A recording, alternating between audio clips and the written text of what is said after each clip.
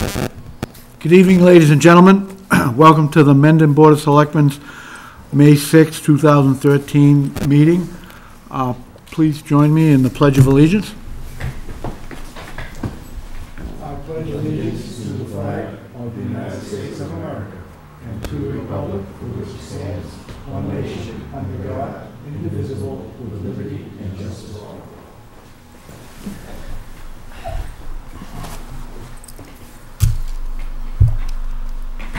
Okay. First thing on our agenda is Harvey Task, Powers Road.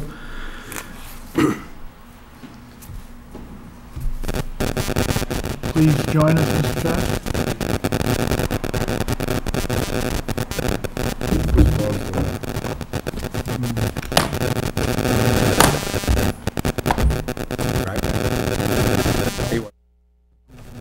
Well, it gets caught on the speaker through here. Oh. Is it on 3G or is it on the Wi-Fi? So it's 3G. Oh, that'll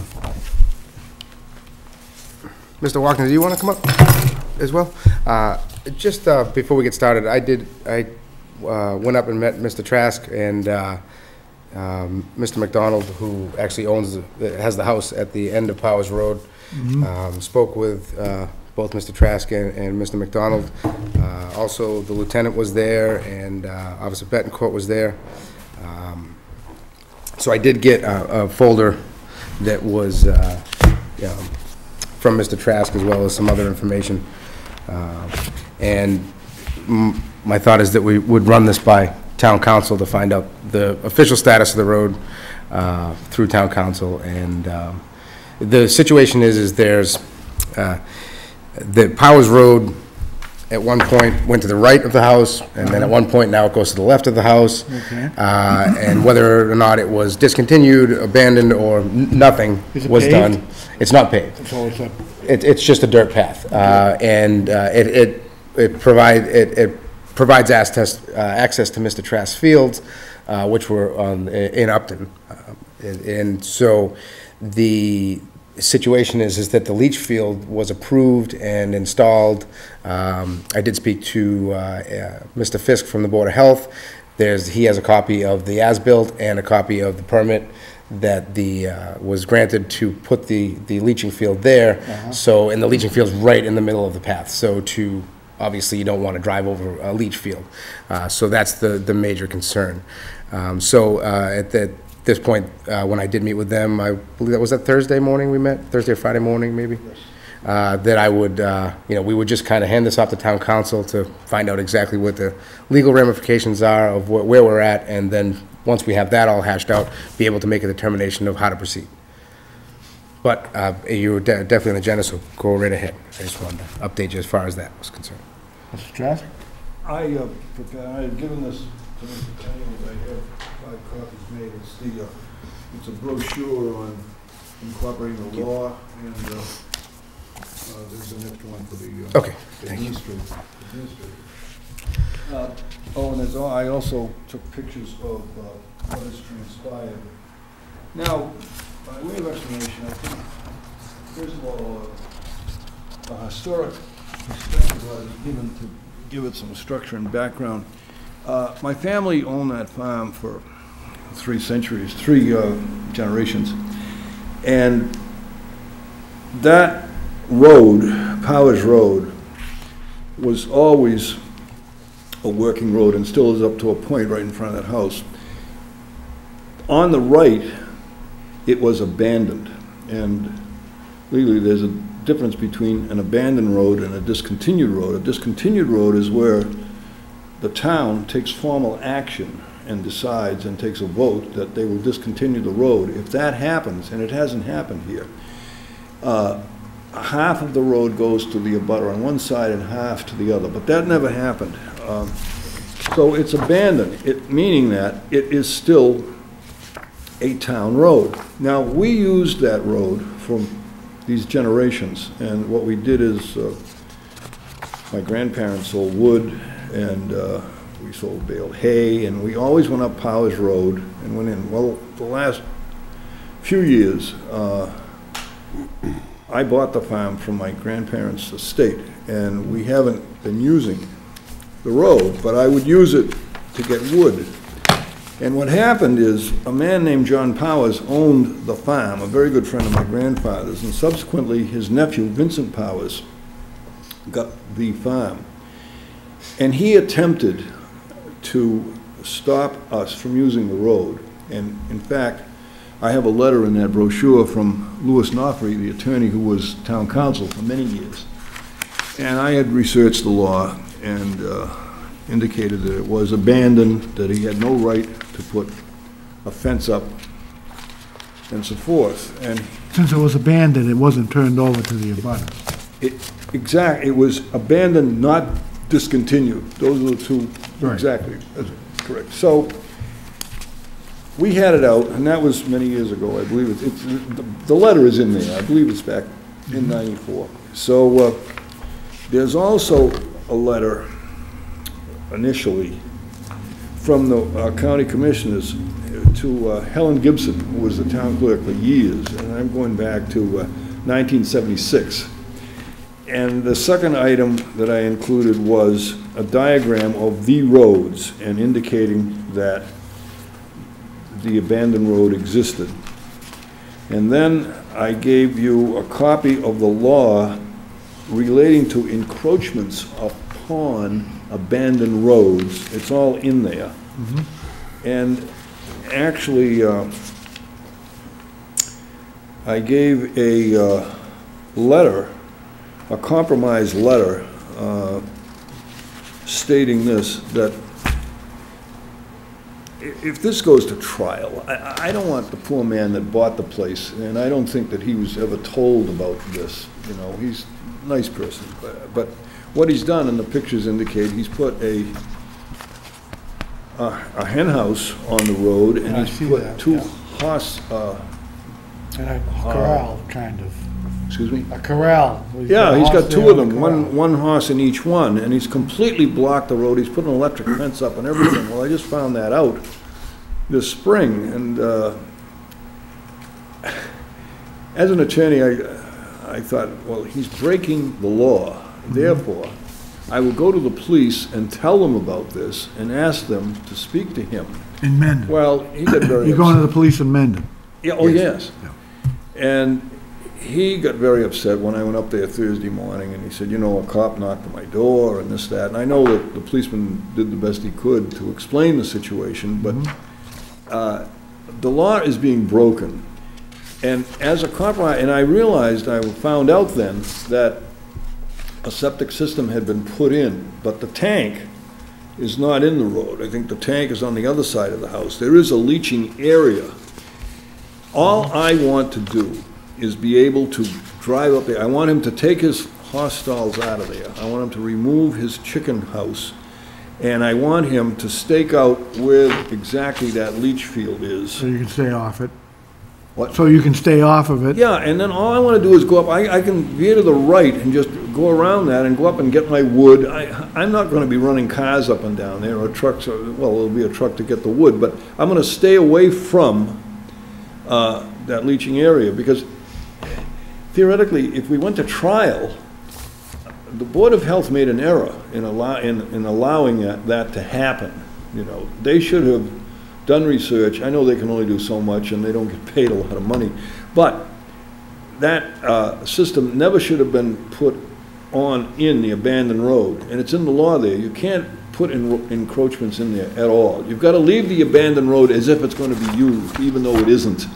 So I put that letter of compromise in, and that's where I stand. I'd just like to settle it out of court. I don't want to be bringing the Board of Health, the town, and this and that. There's no need of it, because, as I say, I'm not going to be going up and down there daily with all kinds of vehicles. I'm just going to get some cordwood up there, but I don't want that road blocked. It shouldn't be blocked. As a matter of fact, and I'll end this, as a very little boy, I wasn't even in school, there was a house that sits up the abandoned Powers Road on the left, and it's grown up now, but my mother took me up there in a car. I remember it, I was a little kid. But we always used that road.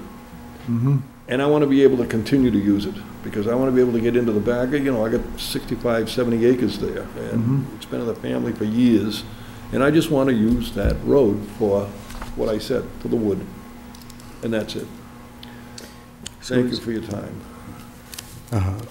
How long has this been going on? Because, I mean, I see letters dated back, you know, Well, I mean, I think that the 30 the main years. error was when they had originally moved Powers Road, they should have discontinued that section of it. That's where the major error is. The secondary effect of not discontinuing the road is that now we have a septic system sitting on it.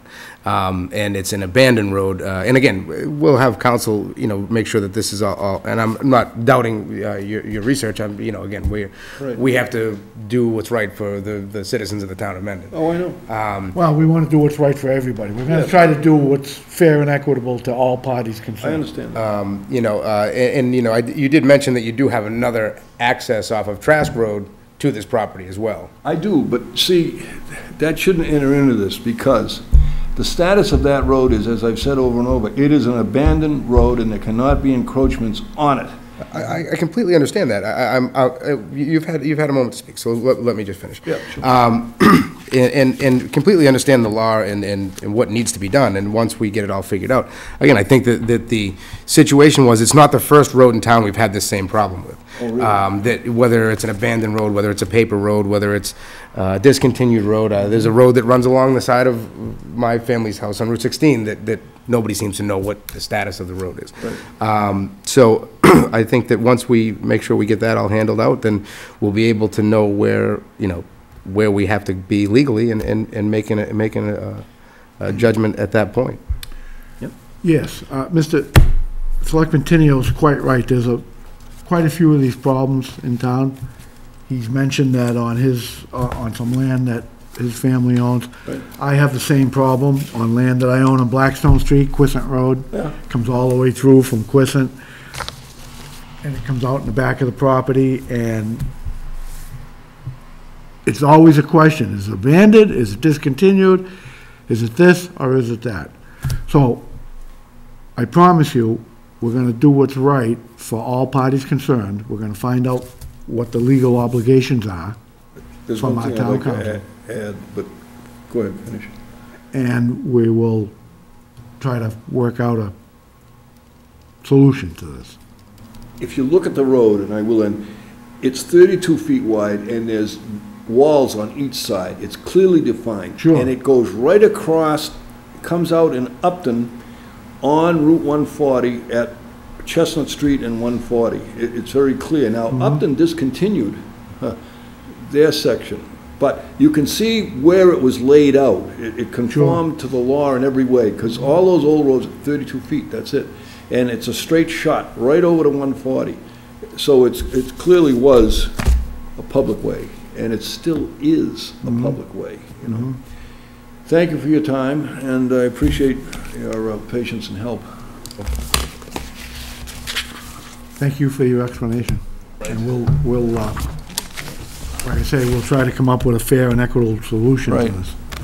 Oh, excuse me, The reason that you were here, Oh, because he had gone up, I'm sorry, he had gone up to the house originally to speak to the homeowners.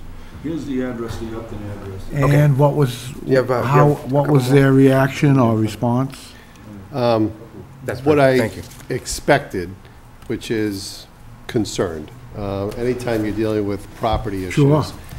issues, it becomes very contentious, or it can be.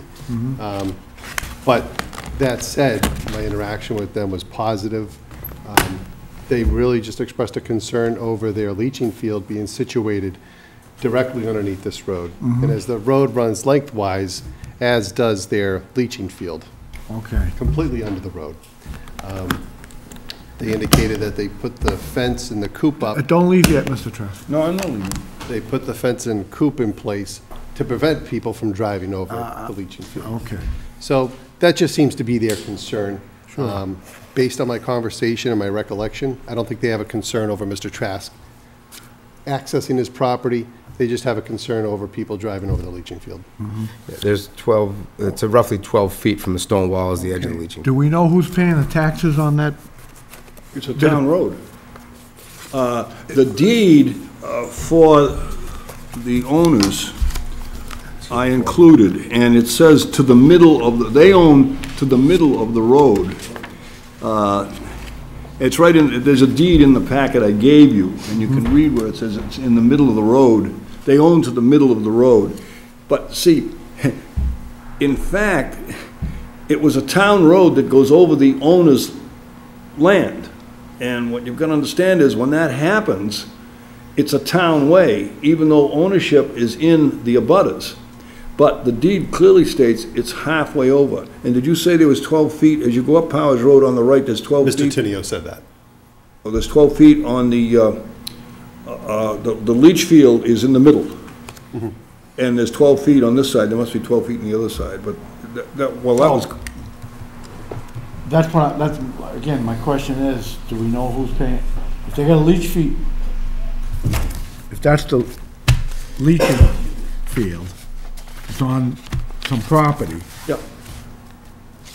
Is that leach field on property that's not being paid for by taxes? I think their deed says that they own to the half of the road, and my deed says I own to the other half. So taxes are being paid by the owners of the real estate, but it is a public way.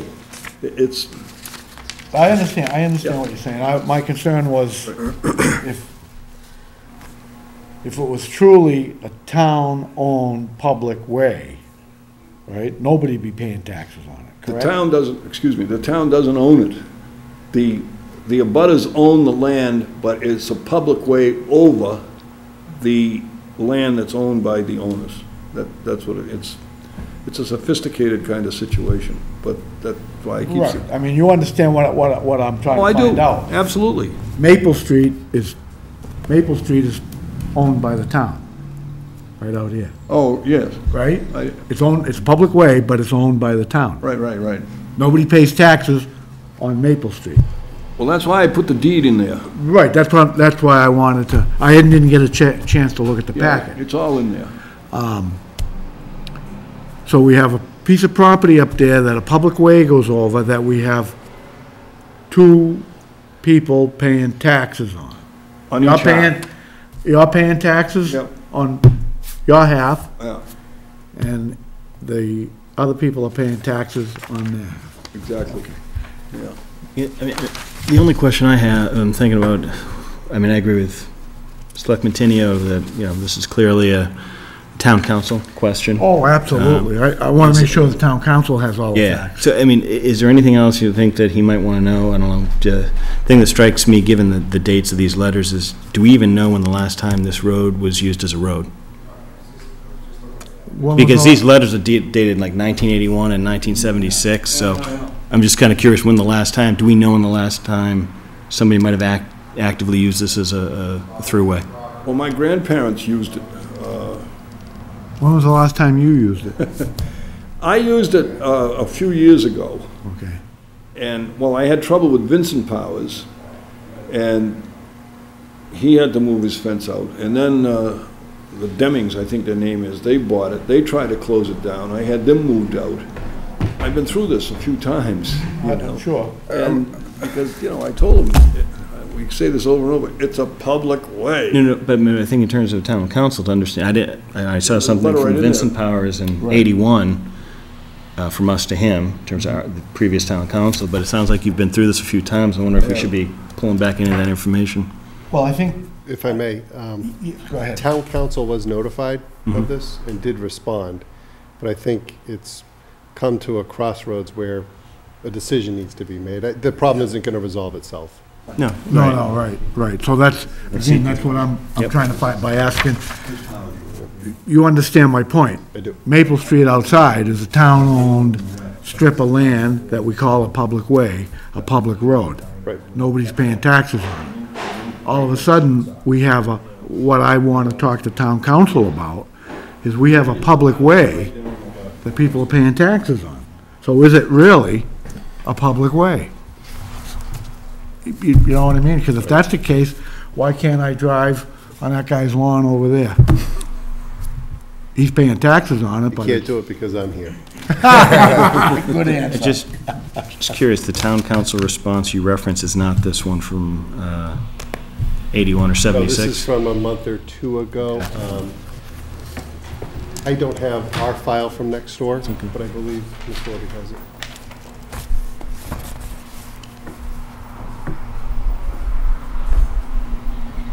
Mr. Trask, we're not gonna let this fall through the cracks. Good.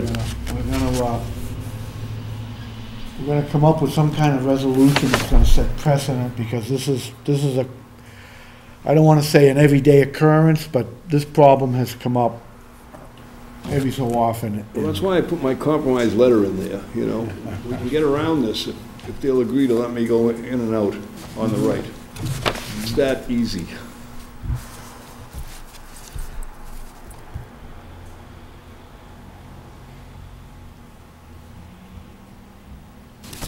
Okay. I think what we need to do is send what Mr. Trask gave us and send it on to town council, because that's what he's asking for.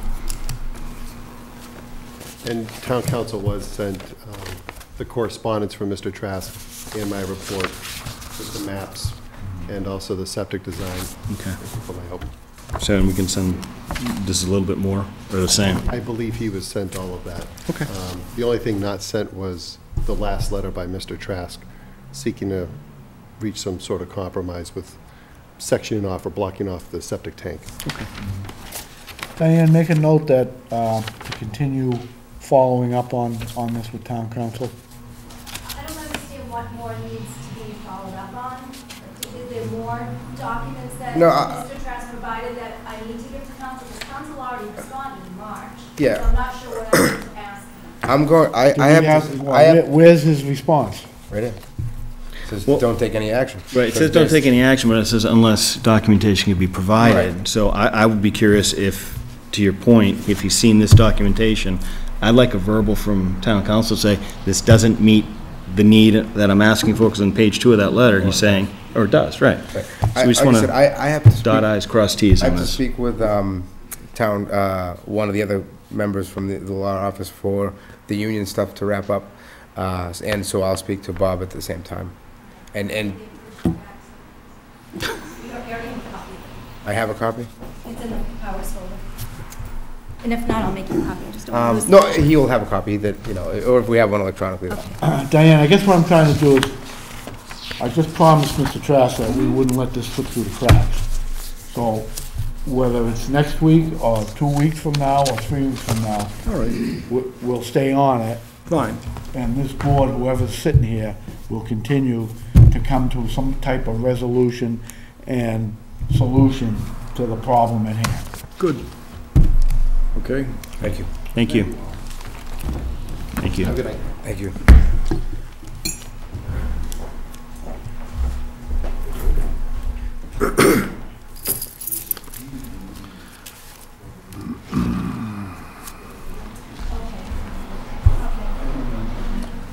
Okay, discuss staffing need in treasurer collector's office.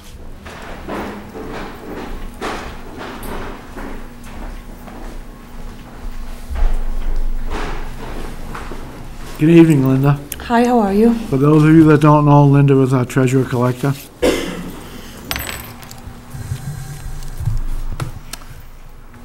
We have some staffing, some of the staffing is gonna change and things Yes. are kinda Yep, changing. I spoke with Lois Callanan, who is the finance clerk right now, and I'm sad that she will not be able to come back.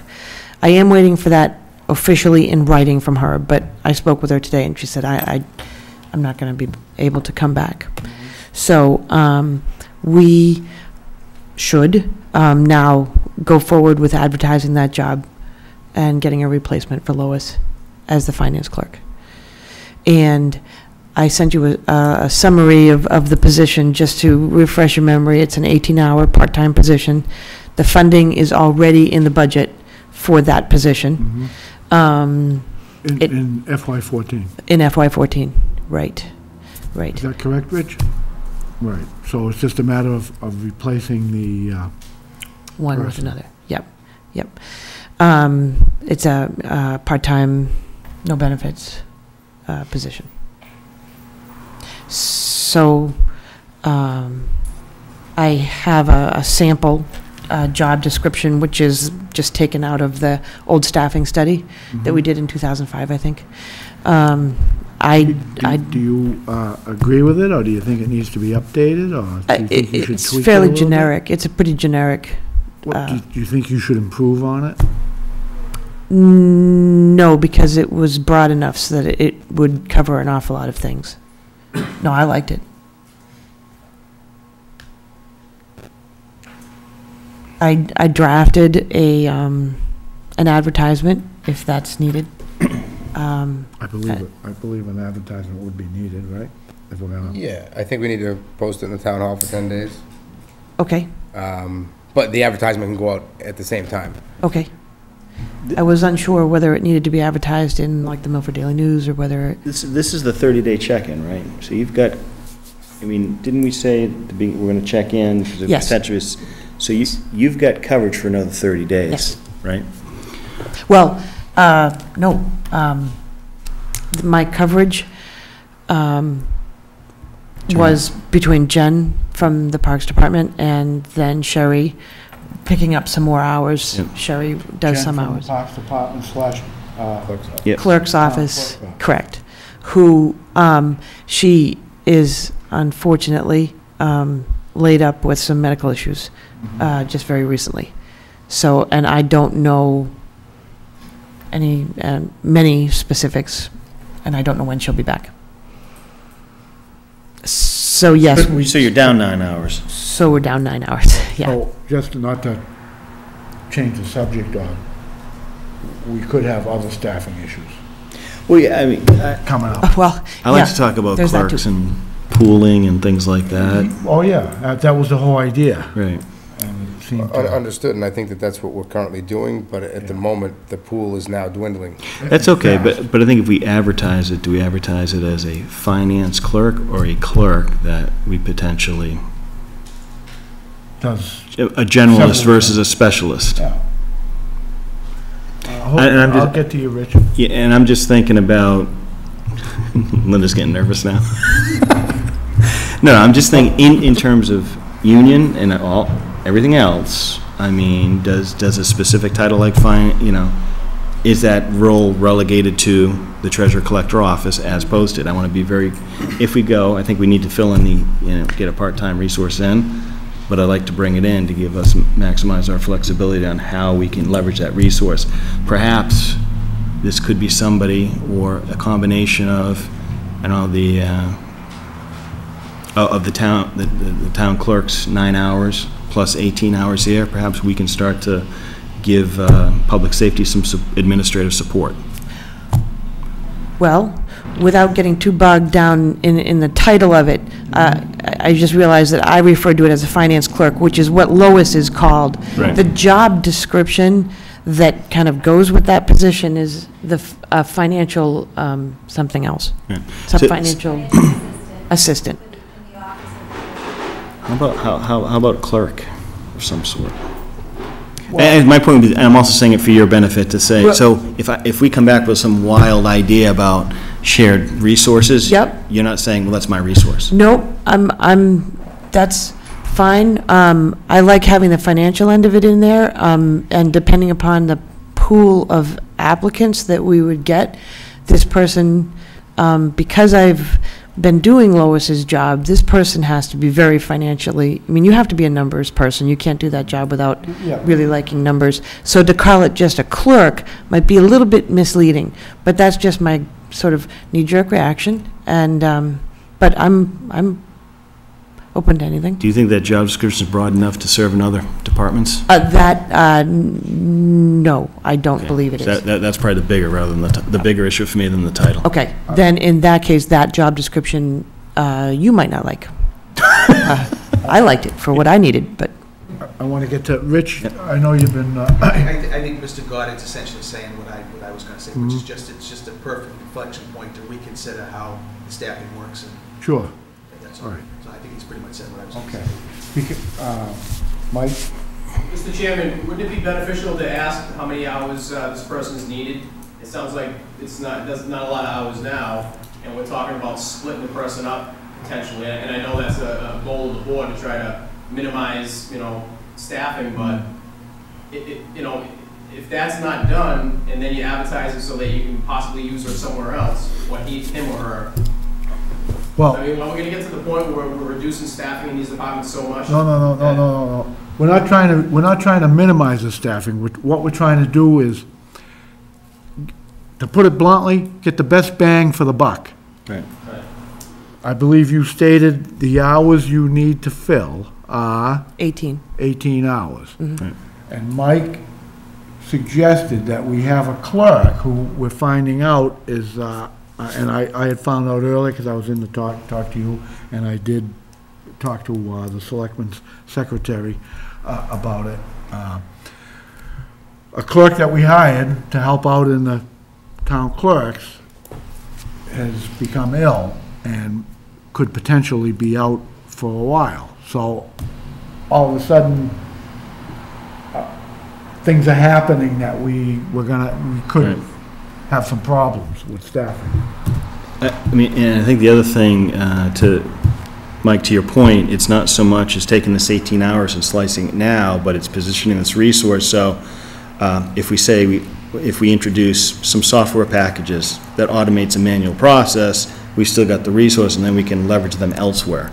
So it's not necessarily day one, it's gone. It's more similar to when Jen got extra hours in Margaret's office. We said, you need her for January. Yeah, you've got some things coming up you need help on, we understand that, but if we have the opportunity to shift those hours somewhere else, we should have that flexibility. I would probably say, based on this type of position, this is more about the opportunity to introduce technology to help automate some of this. You know, to that point, I'm still learning.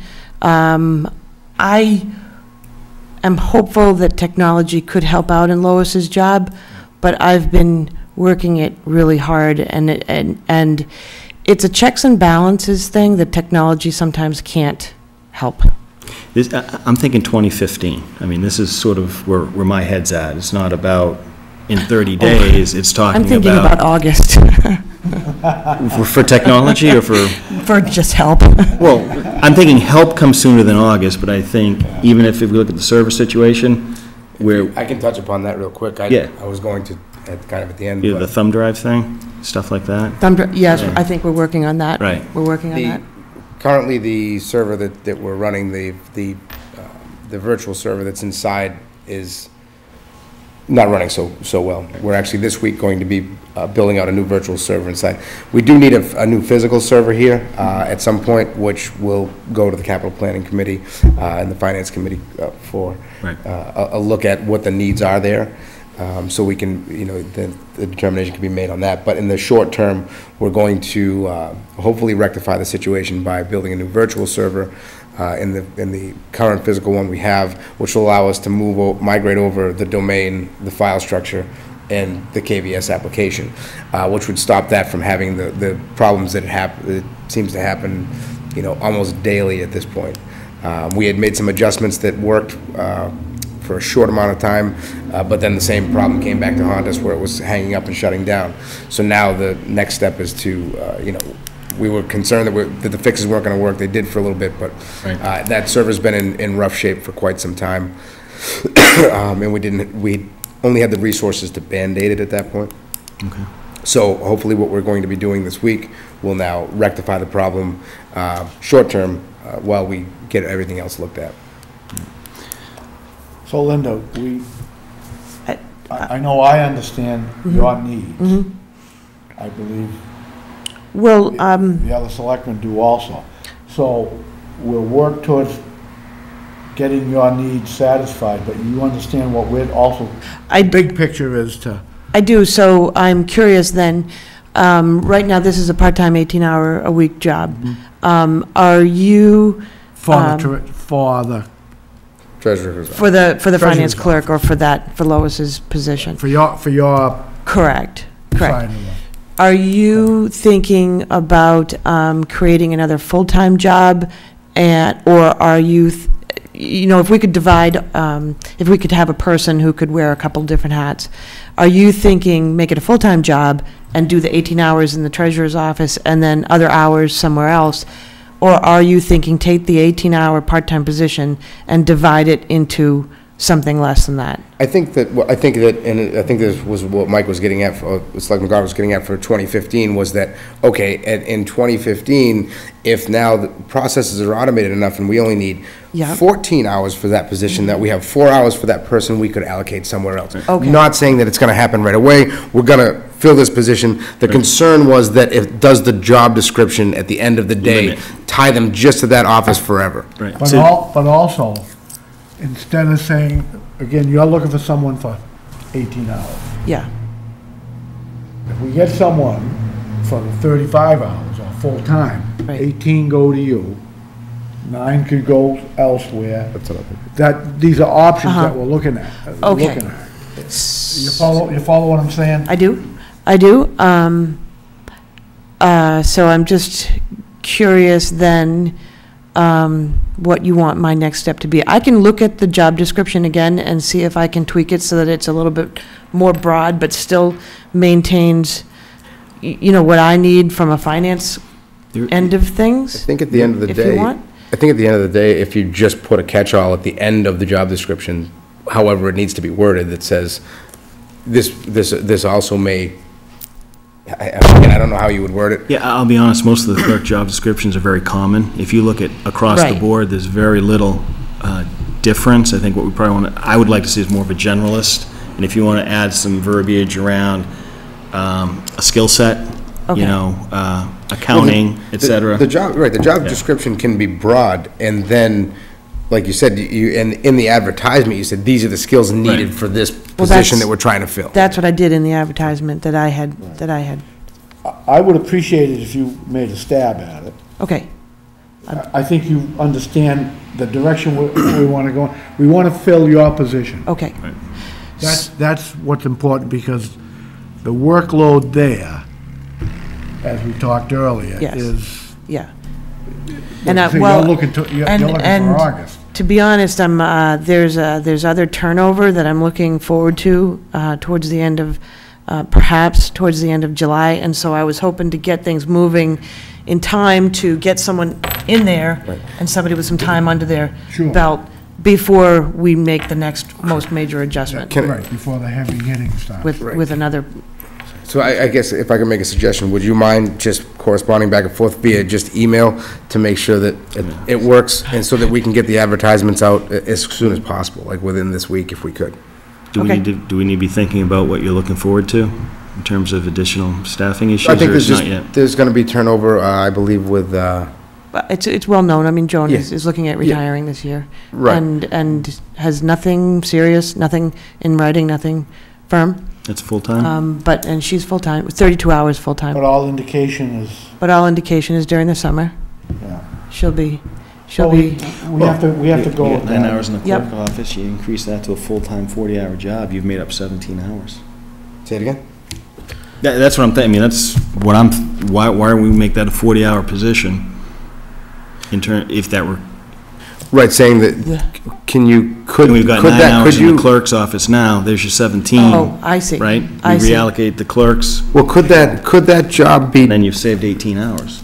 could a full-time 40-hour position You missed that part. do the both two. positions? If we hire the right person? I mean, I'm not saying that we have the wrong people in there now, please don't take me the wrong way on that. I'm just wondering if you added 8 hours to that job, Yeah, and then, now, but you're still leaving 10 hours of part-time work on the table, but we could use that with what we have elsewhere. I'm just wondering if Right. that kind of, I wouldn't mind taking a step back, looking at the overall situation you got coming in the next 60 days. And if we're not going to slow this down, if that doesn't look like it's going to be a fit, then, perhaps would you guys be able to work on that this week? yeah. Because there's a lot of unknowns here that Right. need to probably be looked Right. at. And to answer your question, Lonnie, I would give it some thought, and I would have to consult with Joan. My first feeling is that just witnessing what Joan does and what Lois does, or Lois's position does, they're not easily merged. They're fairly distinct responsibilities. It would be hard to merge that, but I'm not saying, no, that's not a good idea. I'm just saying with the nature of Let's the talk. positions. Well, a new But I'll person talk. Yep. like anything, a new person coming in, and you go, okay, here's your responsibilities. True, A, B, C, D, true, X, Y, Z. true. Right, but I think that, there's also to keep in mind too, as opposed to like, I got a laborer and an engineer. well, now I'm gonna hire a laborer and you've gotta be an engineer now too. You know what I mean? I think that Or needs to be. vice versa. Right. I need an engineer, but you know what? Take that shovel and go dig me a hole over it. Right. While you're writing out plans. Exactly. Right. So again, there's another, Right, Yep. and All right. Well, I can, compensation all ties into it. I can talk with Mike, and maybe we can do some brainstorming or something. And, Well, pretty much that's what we want to do. Okay. We want to try to think outside the box and get the best bang for the buck. but definitely I think quickly though. Yeah, at a minimum, we go forward with the 18-hour position, and we generalize the position, so it gives us some flexibility. is there a decision that needs, or any type of a vote that needs to be made for either advertising, or should we just conclude it at your next meeting? No, Mike I and I don't- can I work don't- on it. I don't As long as think, we're in agreement with what the advertisement's going to be. yeah, I mean, and again, kind of saying that as long as, Mike's good with this stuff, so that Okay. I think that the advertisement can go out as soon as you guys are ready. Right.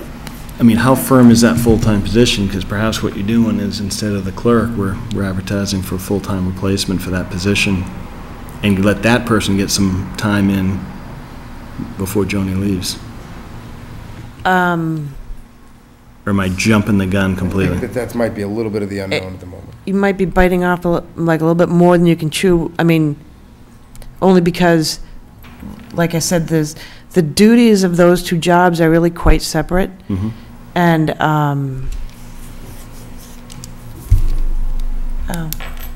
We'll talk. yeah, I mean, there's nothing that you can say no to, but, Right.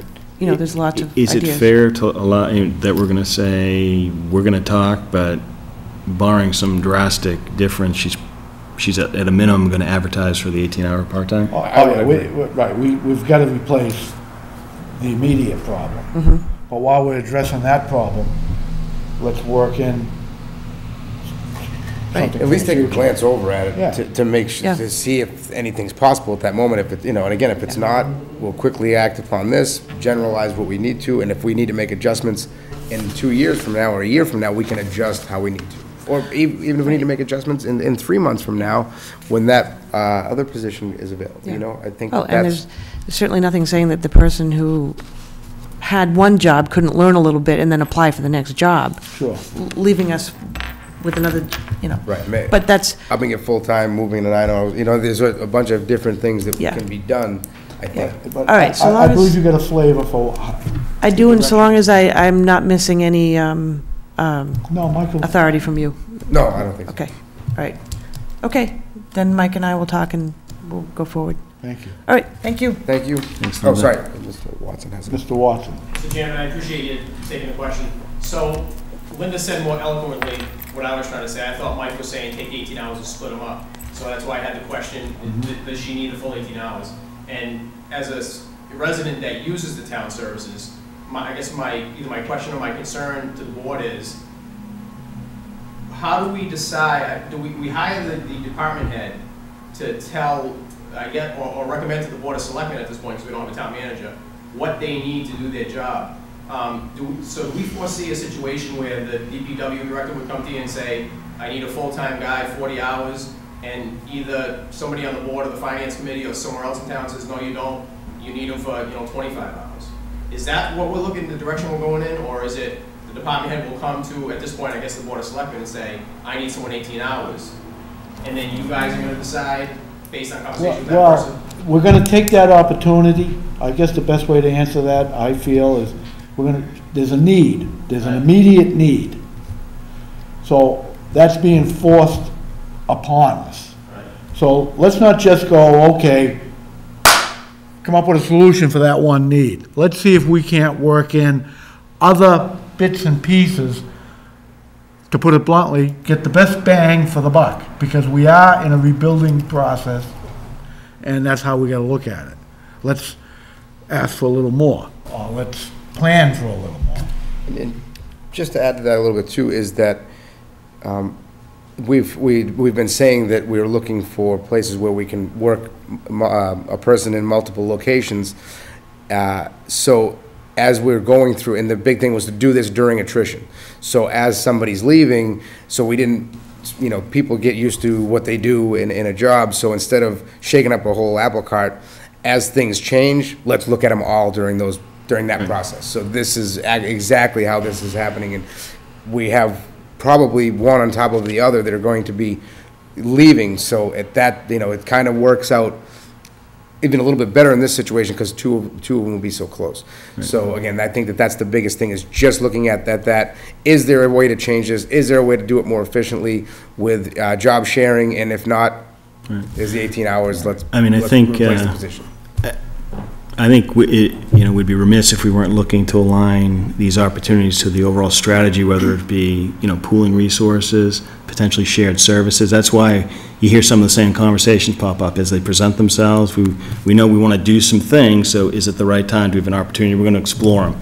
But I don't think we're dictating to tell you what you need. We might be talking more about how do we get there. I wasn't trying to give a criticism. No, we understand. All that. I just, as a taxpayer, I want to see my services as we rebuild improve. I want to see the hours restored. I want to see the roads. The bottom line is you want the best bang for the buck. Yeah, and I understand it's going to take a number of years, but I don't want to see us start dialing back. No. I want to see us getting better. Right, and let me tell you something, what helps that thought process is a department head that understands the direction we're trying to go to and is willing to think outside the box a little bit, instead of, nope, I'm just concerned with what I need for me.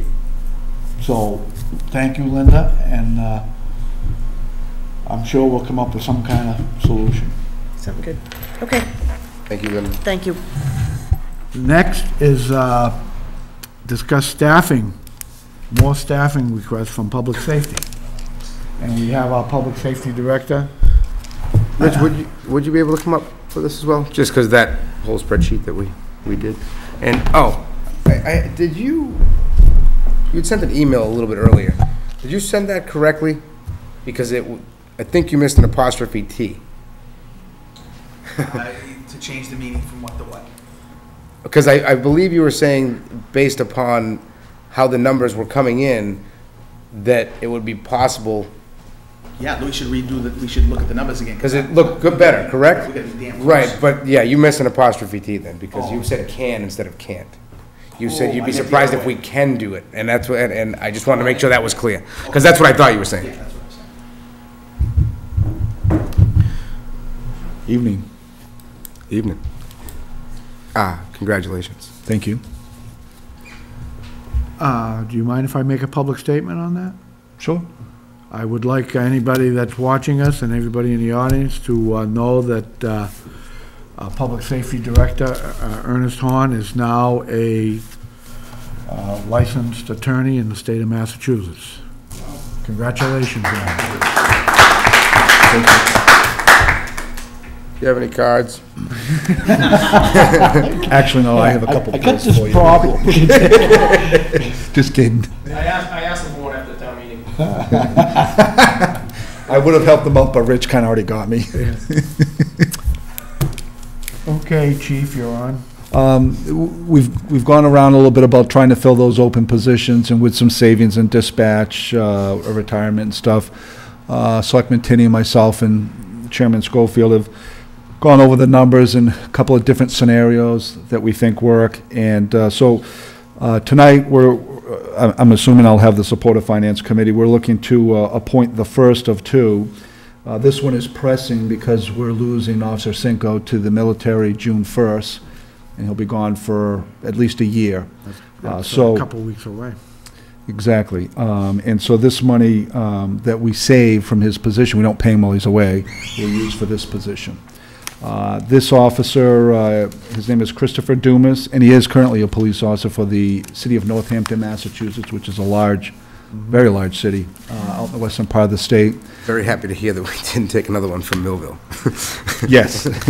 And this gentleman lives in Grafton. He has a lot of law enforcement in his family. His brother's a state police officer. And he did apply to us. He was on the list. He did very well. It was really kind of a tie between him and one of the officers we took from Millville. So at this point, he's still interested, and we'd like to appoint him effective June 1st. He is not Quinn Bill certified. He cannot become Quinn Bill certified. It's my understanding he gets his health insurance from the military indefinitely. And because he has less than 3 years full-time experience out in Northampton, he would also start at the lowest rate.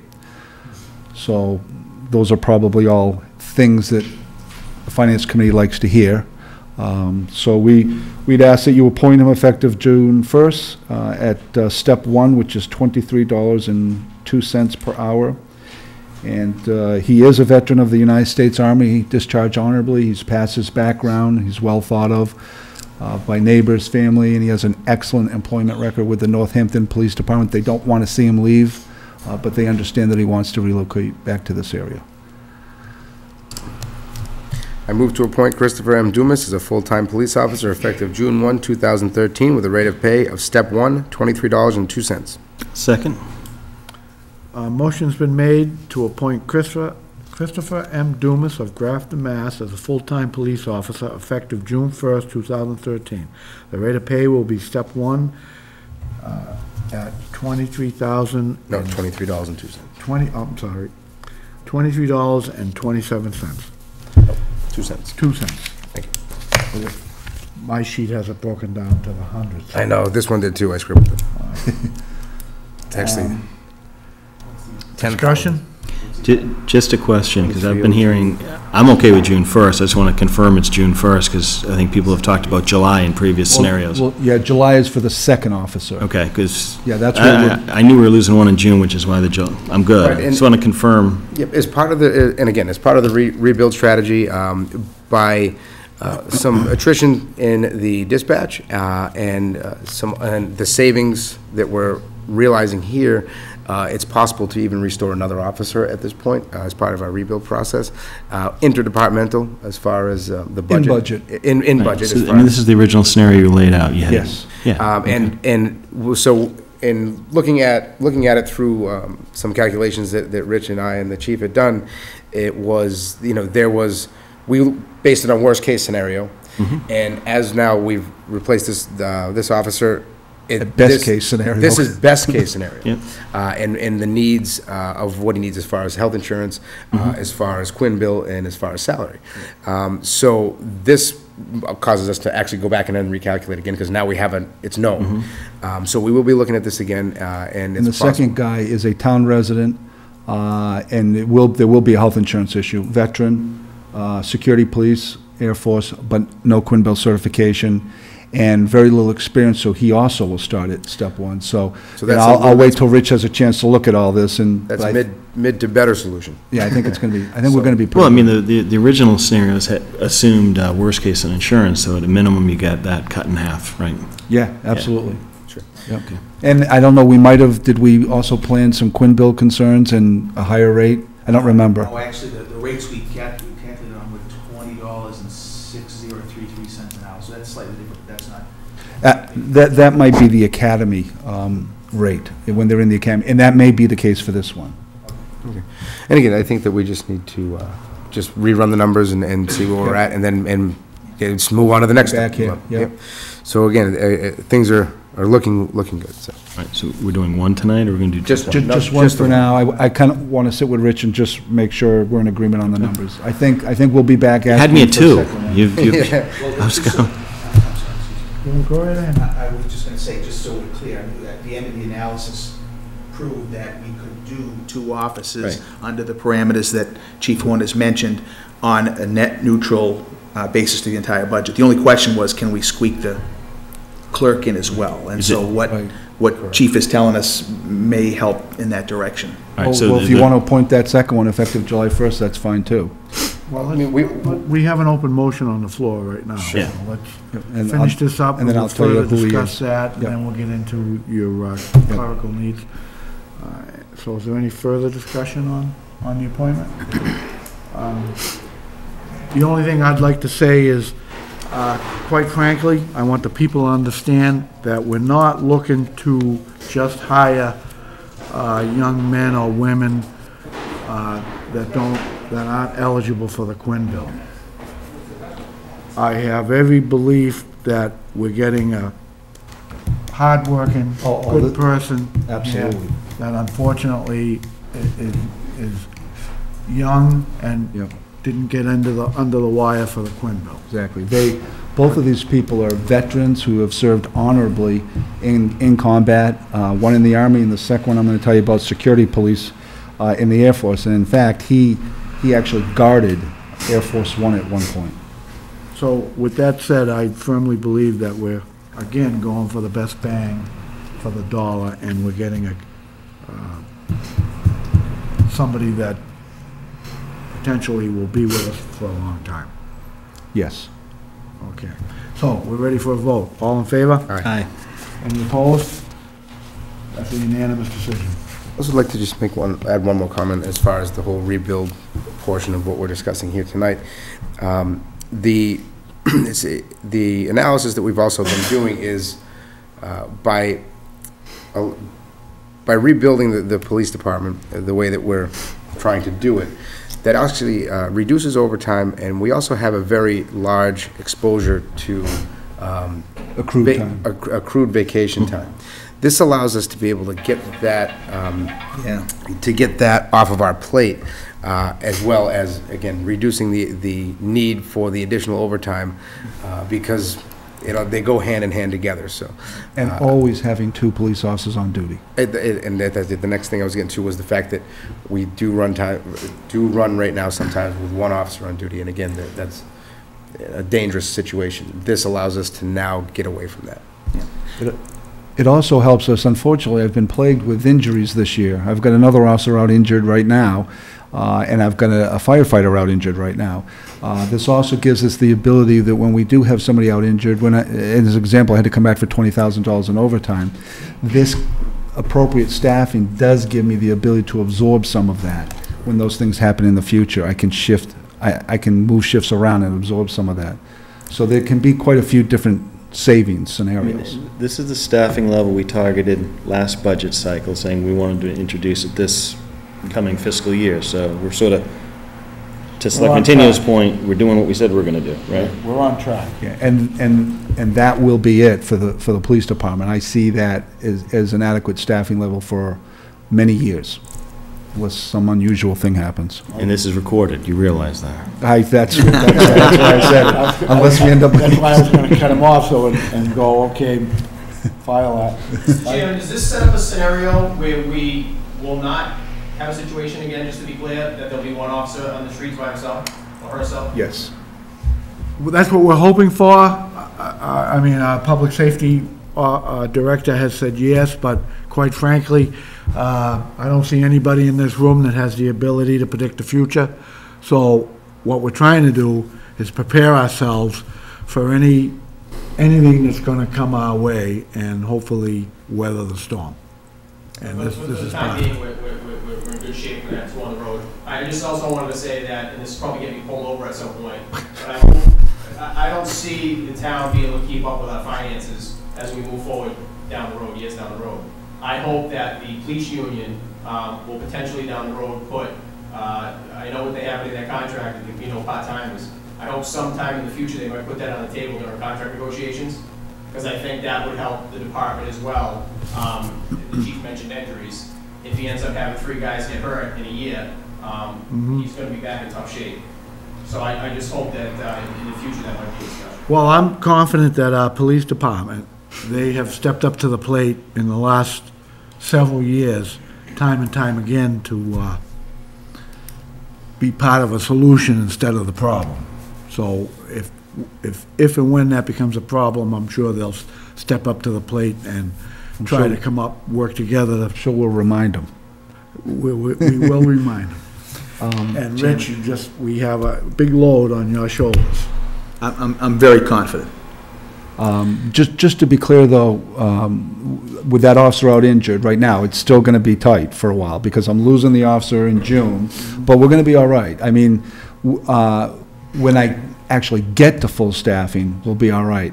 But effective June 1st, I'll gain an officer, lose an officer, and still have an officer out injured. So if this other officer starts July, well, there'll be an academy issue there. I'll still be short-handed for a while, but we're headed in the right direction, and we'll get there pretty quick. This officer's out injured, might be back next week. I don't know.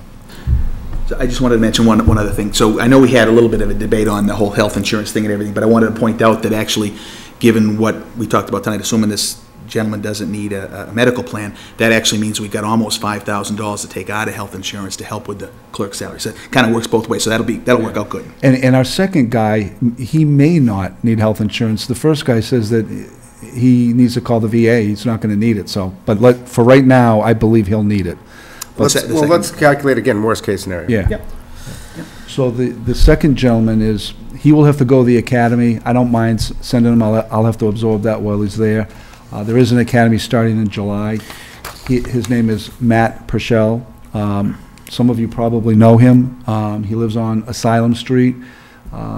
He has a disabled brother, Mark, who I think we've all done fundraisers to help out.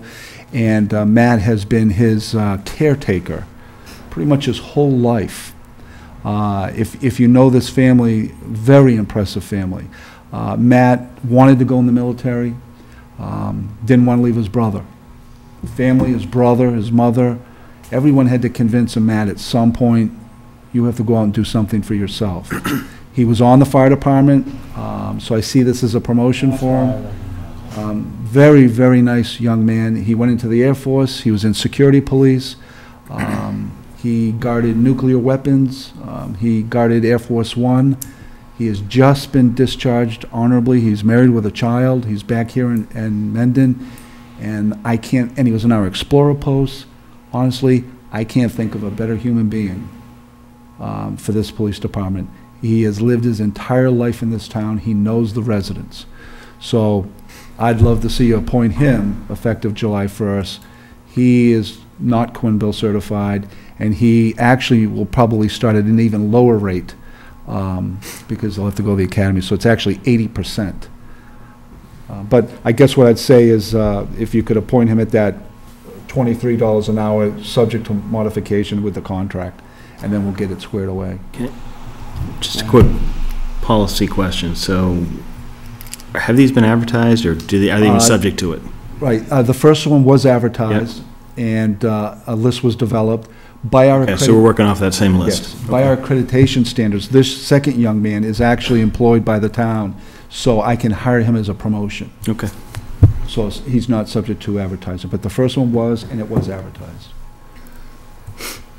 Hold on one second. Can you just elaborate a little further on the time that he's being academy trained? Like, yeah, what he'll do have we to go to pay? the academy. He'll start in July. He'll be gone about 6 months. He'll make a reduced pay, no overtime, and obviously we'll be tight for that period of time. And I seldom hire people that need the academy. We usually hire from other departments around us. But I think this guy is an exception. It's not going to, we're going to save money by the fact it'll be at a lower rate of pay. He's something that we don't get too often, a hometown person, a young man or woman that has gone to the Mendon school system, someone that is part of this town. Your staffing's impacted for 6 months. Yeah, I'll have a difficulty while he's in the academy. Yep. But it's no worse than it is now, right? Because Right. you're one up when he comes back. Right? Yes. Okay. Yep. Well worth it to me. Let me put it this way, it will not cause a budget impact. Understood, but in 6 months following that, we have potentially Officer Cinco coming back. Officer Cinco is at least a year out. But in a year, if Officer Cinco comes back, then we will be at our full Right. rebuild strength, 14, including myself. This is the same 2 positions that we were looking to build in, which we have the money for. It's 3. Yeah, I mean, obviously, the return to Cinco is a little bit of a dice roll, right? Depending upon what happens next year, but I mean, barring any of the kind of, craziness that we had with the public safety dispatch and stuff, that it should be doable, but, I mean, there's no way to say for sure. Like Chairman Amendley said before, nobody's got a No one's got a crystal ball. Yeah. But I think the 3 of us felt pretty comfortable with it. I know I do. Yeah. First of all, I'd like to say, I hope he comes back. If you know what I'm saying. Yeah. I hope he comes back could from also- doing active duty. Yeah, and the only thing we're sure of is that he's gone for a year. He could be gone longer. We don't know. Right, if the cards aren't right for him, he could be gone forever. Or if he's offered to promote, a lot of things happen. I'm ready to make a decision on that, again, to show that we're committed to, Could you spell me Matt's name, please? His last name? Or at least say it again. Purcell, P-U-R-C-E-L-L. Sure of that? I'm sure I'm spelling that wrong. He's currently He's a part-time, call firefighter for us. Can you just pull up the fire department's website, see if his name's on there? P-I-C-H. P-I-C-H-E-L? Thank you. that's from our technical advisor, Dick Yeah, that's right, back Michelle. there with Yeah. a dictionary. Yeah, and I just want to clarify that if we go ahead with this, with the academy situation, then I think to Mr. Watson's question about one officer on duty, we don't address that until 6 months into FY14, fair? Well, we may have some issues. I mean, I can pull him if I have to and have him work a shift here and there, but, yeah, I think, as I said earlier, that I'm still going to have some issues for the short term, but that gets us where we want to be. But even if I didn't hire him, then I would have to advertise, give the test, start all over again. That's going to take me at least 3 months. And then I may very well end up hiring someone who has a lot of experience, needs a higher rate of pay, and is Quinn Bill certified. So this is kind of, this is something that we know. I just want to be clear on the previous question to make sure that, Mike, to answer your question, we probably aren't going to get to that staffing level you asked us about until 6 months in the year. And I actually don't have a problem with it because it is status quo, but to be fair in terms of the response where we said we got it covered, we will have it covered. Yeah. Bottom line is we're headed there and we'll have it in this budget. Okay. I would just say, having worked as a police officer, having been in the academy, and worked in a town that I grew up in, I would just, to the chief's point, it has a tremendous effect on your job to work in the town you grew up in. To know the roads, to know the back roads, to know the people, it definitely changes police work for you. And in fact, while I was in the academy, I also worked shifts, to the chief's point, on the weekends, or if needed, if the shift was vacant. So, although I understand he may run short, and I certainly have voiced my opinion, I don't like that. I know the chief doesn't like that. I know you guys don't like that. I think putting someone on the department from town is a good choice. Well, with that being said, to sum it up, it sounds like it's an investment for the future. I'll entertain a motion to appoint.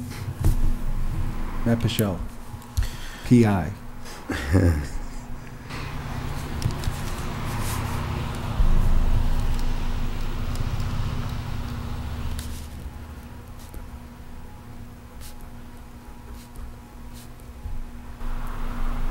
One moment.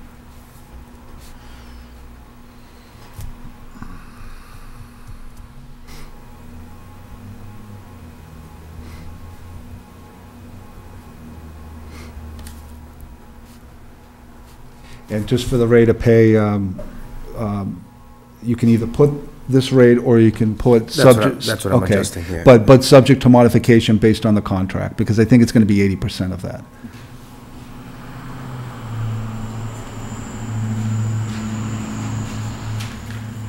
Mr. Chairman, while Mr. Tino was writing, I just want to make something, I feel compelled to make so something's really clear, is that the full FinCom didn't have benefit to vote on this, right? So I supported Mr. Tino as an individual contributor in the information and working out the numbers, just so that's crystal clear. Sure.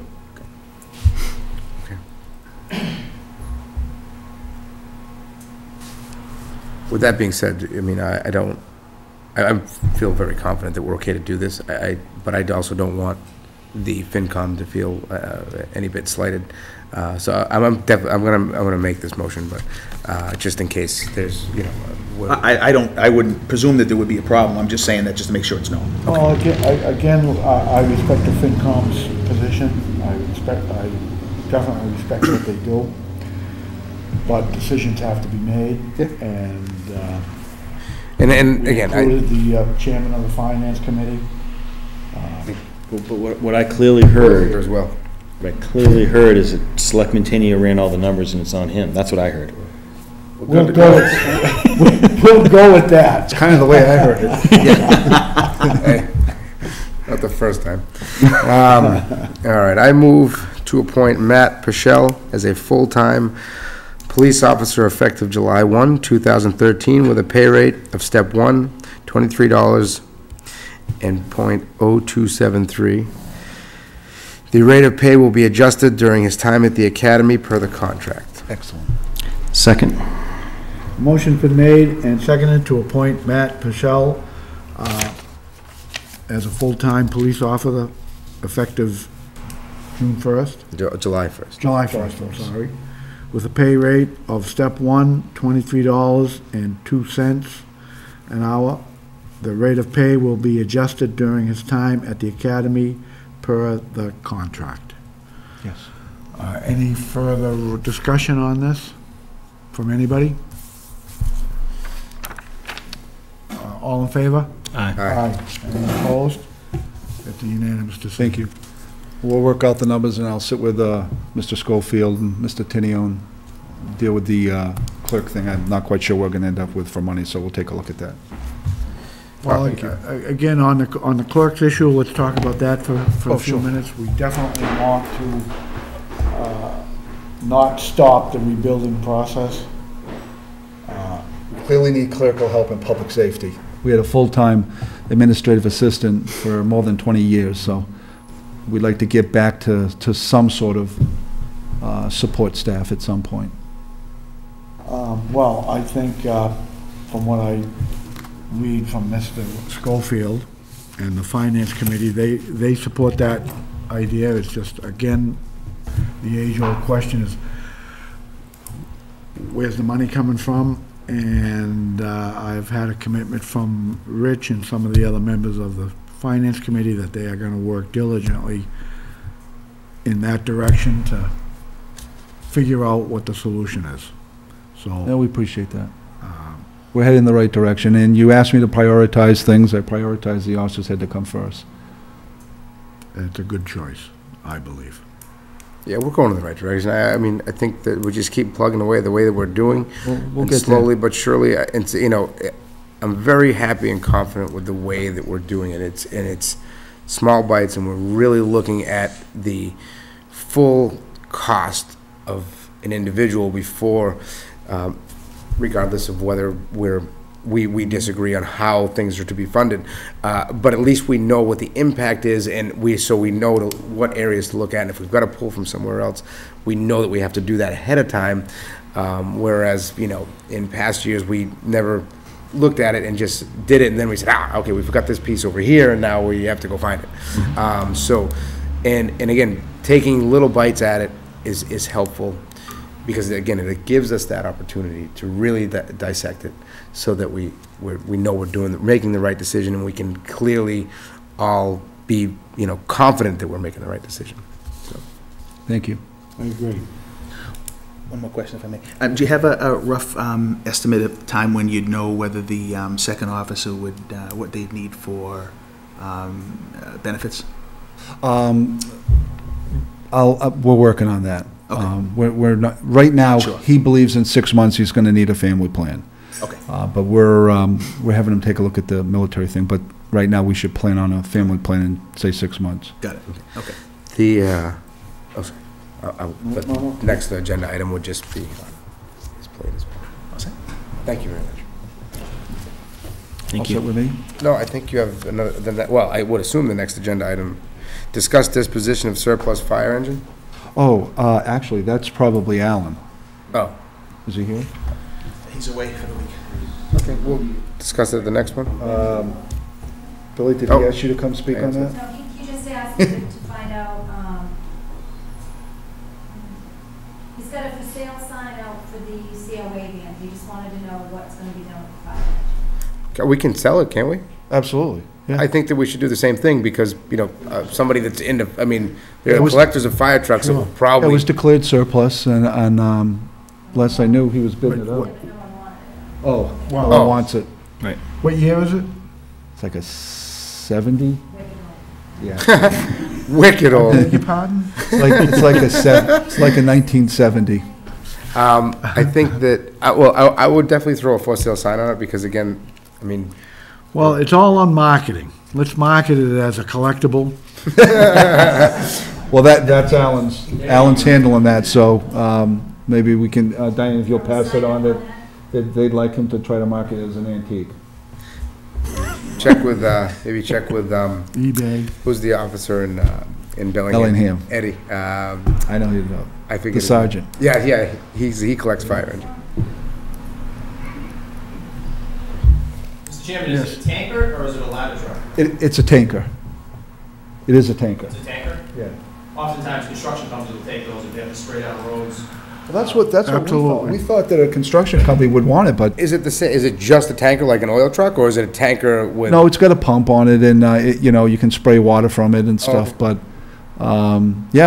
that's kind of what we thought would happen. Somebody would look at for to keep dust down on a construction site, but I will, just based on, and we'll give you a good deal.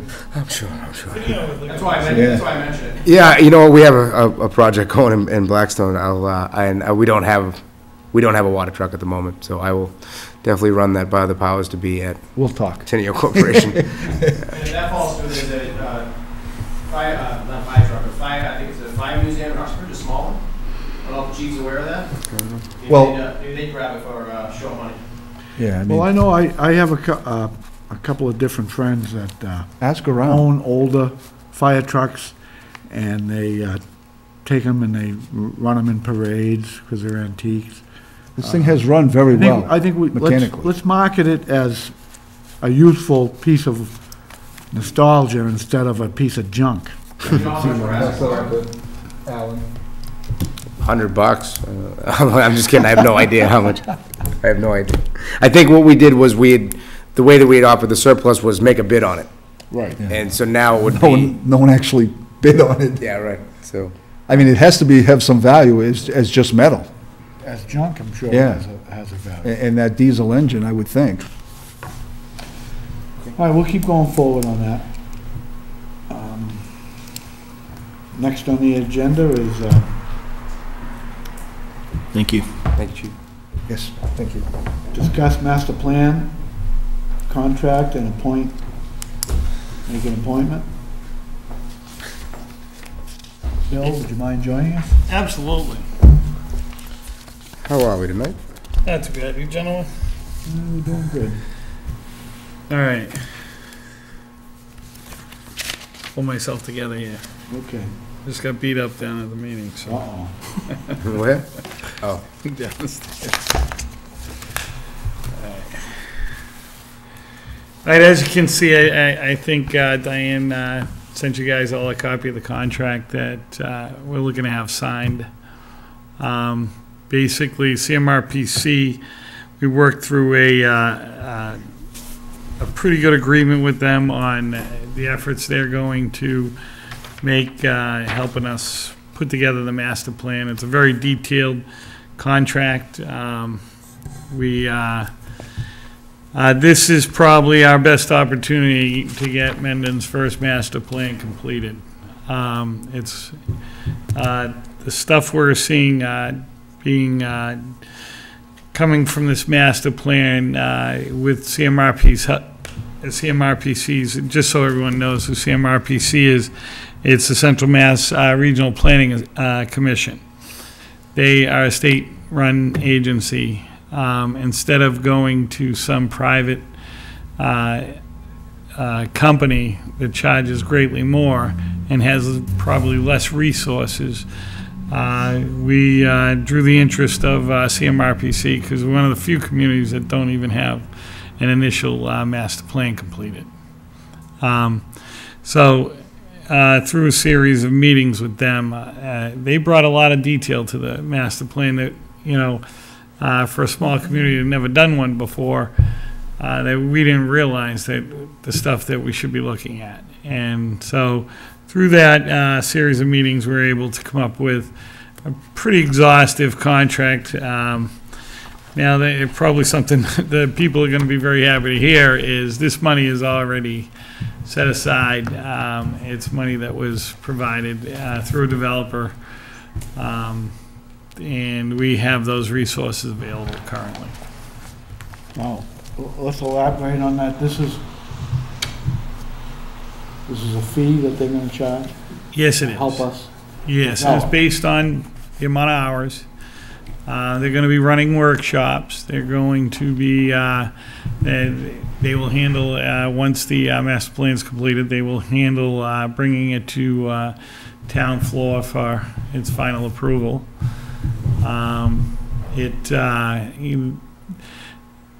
They do a very good job at this. They run,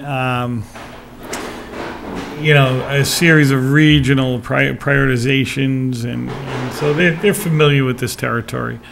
Probably their strong point is how they handle the workshops and get the community involved, which, as you're familiar with, has been a problem in this community, getting people involved. But Well, you're absolutely right, but I just want to remind you that our form of town government is town meeting. right, Everything happens, the bottom line is town meeting. yeah, So you can sit here all you want, you can have public hearings, it all happens at town meeting. yeah. A town meeting is, I'm hoping these workshops are going to be a little more attended because we will have. Well, we're going to have a 150-page document probably by the time we're done. That'll be a little tough on town floor. but, like I said, you have to be prepared Oh, we will be. We will be. for town meeting, because that's when the vote's taken, not at a public hearing, not at a workshop, at the town meeting. You gotta be prepared. I understand. I understand what your point, Mike. I think it takes a little bit of both. I will Right, tell you that. I'm not The trying next- to discourage you by any means. Oh, I know, and I'm just trying to say, town meeting is where it happens, so plan for the, whatever you wanna call it, the battle, the sell, whatever you Oh, we're term working, you wanna use. yeah, It's we're gotta working. happen at town meeting. Yeah, we're working on doing a better job of getting word out to the community on various things. I mean, we opened a public hearing for the zoning bylaws this evening that was well attended. Unfortunately, it was continued for which I'll deal with as soon as we get through this, because I need to, we need to address something so I can continue on those. But currently with this contract, I think it's the next step in the right direction. I think Mendon needs to have a master plan. We need to know what the community is going to look like in 15, 20 years from now.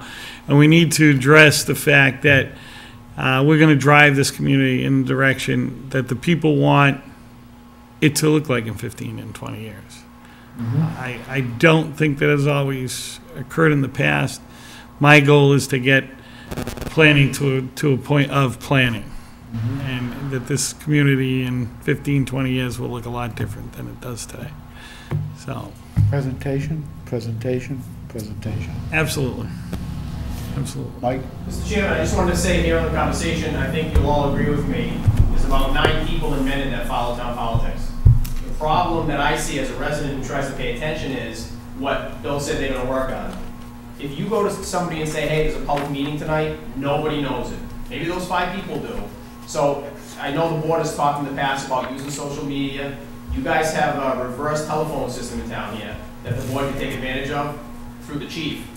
And send a call to every house and say, there's a public meeting tonight, this is what may change down the future, this is what we're gonna do. And then if people don't show up, you can turn around and say, hey, you had your chance. But I can tell you, for the last couple of years, as I go around and talk to people, and I mention something that I hear here, nobody has any idea. I've talked to people that don't even know it's a town meeting. And yes, we can say shame on them, and they should attend these meetings you see every week, or, you guys are here all the time. Nobody comes to these meetings, except a few of us. You have a few folks at home.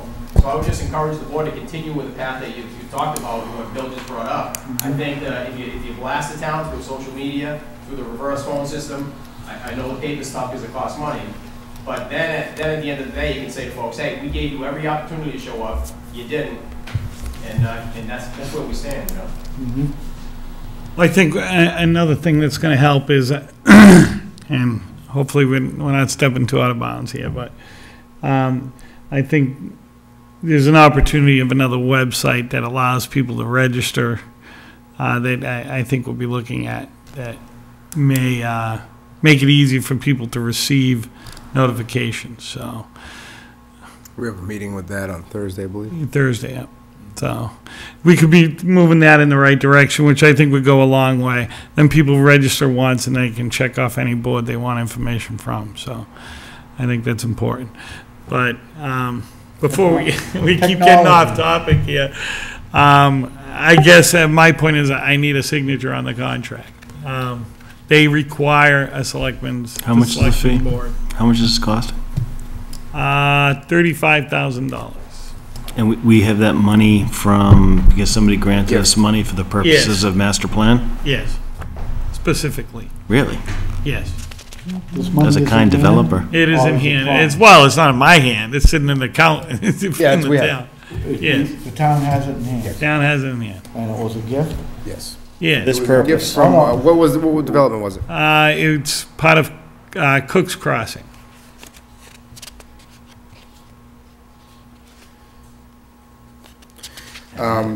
Did council look at this?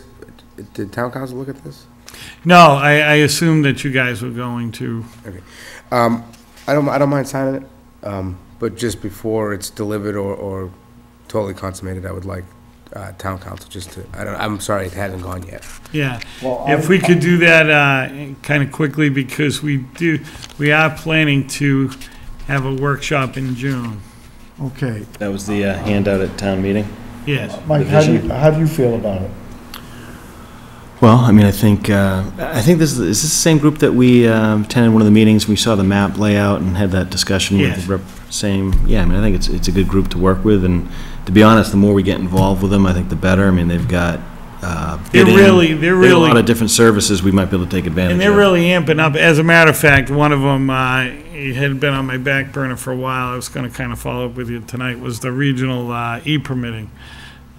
We didn't, Let's let's finish this here. We actually, So, yeah, we should talk about that one.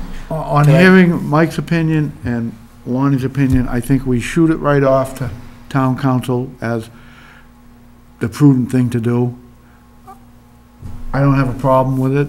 We'll try to expedite this to get it going. There's a line here of how they want the bills addressed, to the Board of Selectmen's office, okay?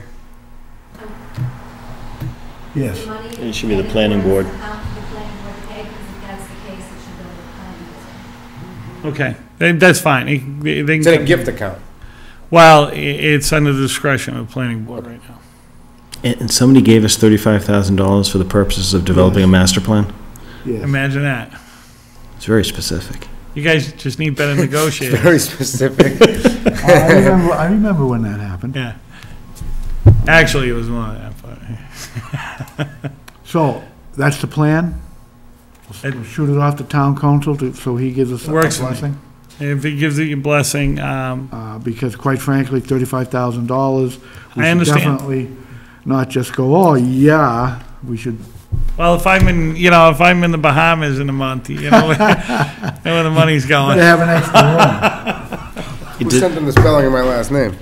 I didn't, they must take it off the website. So Trio? Oh, I don't know. is this time-bound? I mean, is there a Yeah, expected? I believe we're shooting for, Let me see it. special, the annual in 2014. It cites it in there. That's So it's the a timeline. 12-month deal. That's why we're kind of looking to accelerate this process. Wow. Diane will expedite this to town council? I knew that's what you were doing. Faster, I think we got a sunset date, because they're gonna build an implementation plan also, how they're gonna work with the various boards to get this into, so the town's making the right decisions. And they're pretty good at it. We've talked to several communities that was, even when other private companies did the master plan, CMRPC came in and handled the implementation of it, and they did a fantastic job, so.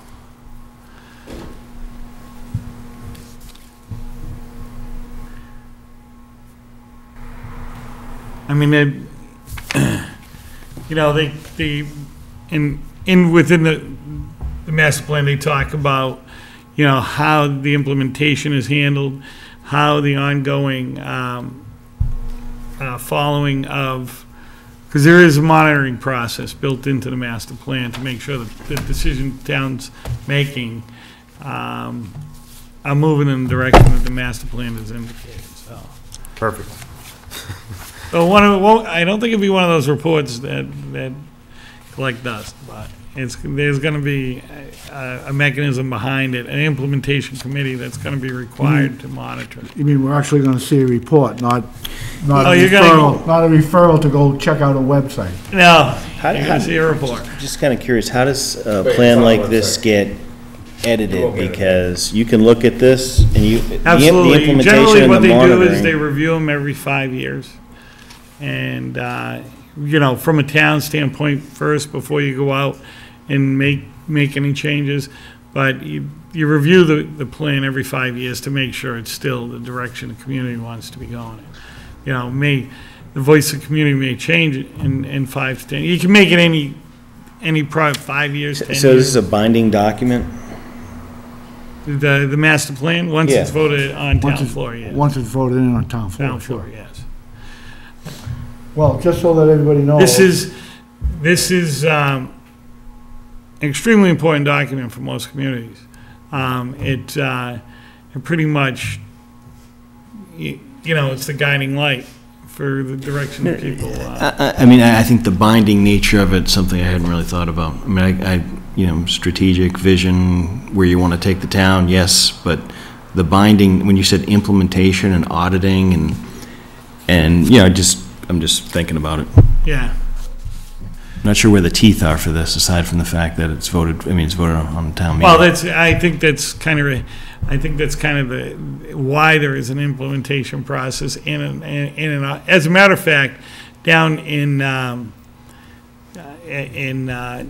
southeastern Mass, they do an audit of communities every, I think it's either 3 or 5 years, to see if you've been following yours. Now, this is a planning commission that does it. If you belong to the planning commission, you have to allow them to come in. And they, it heavily affects There's your state rules ratings you and gotta everything, and, yeah, and if you don't. It affects your state ratings? Yeah, there's, I'm not sure. No, I how don't it know. affects- I'm kind of curious. Yeah. I'm intrigued now. I mean, I read, I was following. Attend the workshop. I think I'm going, on all honesty, I want to understand ramifications. So in terms of the auditing, the implementation, the The enforcement. plan is going to change where you sit on a grant level. Because obviously, if the community doesn't have a vision, and we're going for grants that require vision, I think there's several out there that you aren't even eligible for without a master plan. So where does this sit in terms of enforcement, in terms of, Well, so the that's CMRP? That's what Oh, we have no. Currently, it'll either sit with the implementation committee, or the planning board pulls together a report every year. Right. Obviously, it's a planning-specific design, so it's. But when we bring it onto town meeting floor for approval, all of these facts, the ramifications, what our liabilities are to, for lack of a better term, join the club, Yeah, it's. will be known on town meeting floor. Well, I think you guys are getting a little concerned that it's going to tie your hands. It's not. Not tie my hands, I think we It's actually not- have to work more closely together, so something like Absolutely. solar field and the development of the TAF. Exactly. Exactly. Well, I think the thing is, it's a guide. It's like any report that gets done. Right. You just try to follow it as an outline. To put it simply, when it goes on town meeting floor, there'll be a lot of questions asked. Absolutely. All the information from ramifications of not following it and joining the club, for lack of a better term. I don't think there's ramifications of not following. I think the ramifications Well, are that- the town's not going to end up being. If there's auditing and enforcement, then there are ramifications, otherwise you wouldn't do it. Right. Correct? Well, there's not enforcement. Oh, There's just auditing or reporting. So you audit without the threat of enforcement? I tell you what, I say, All right, I'm gonna go to workshops, that's what I'm I gonna do. move Yeah. to allow I'm the good. town of Mendon to enter into a contract with the CMRPC to create a master plan in the amount of $35,270. Second, I would like to add to that on, after we get a response from our town council. Oh, I'll second that. That way there, if town council says, I you know agree. what, this is great, then I agree. we go with it. If he says, Yeah. you know what, you ought to think about this, Right.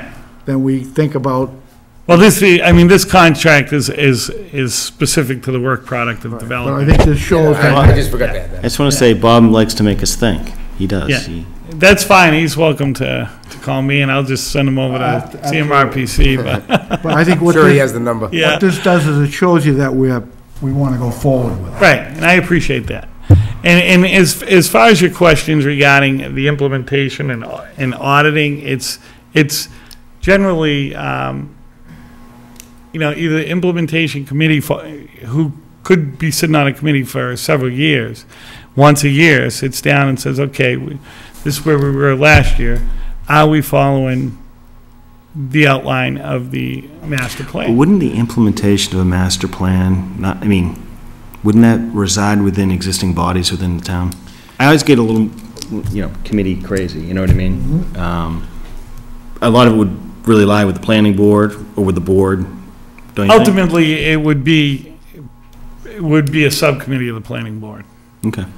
It would be a subcommittee of the planning board, just someone who, I hate to be so, homogenous and stuff that, the planning board is doing all this and all of a sudden, they're also the ones overseeing it, so you kind of get one line of perspective when maybe that's not always the best interest of the community. I think that's what set agendas for people, and it kind of makes government a little bit scary. Most people who've watched me work realize that even when something comes from the planning board, like at the town meeting, a lot of the agricultural stuff, most people know I grew up as a farmer in this town. But I won't direct bylaws before the town that are just my view. I represent a community, and that's, so whenever I go over this stuff, I leave my own personal interpretation aside, and I present to the town, and I figure the town will, put forth what they want.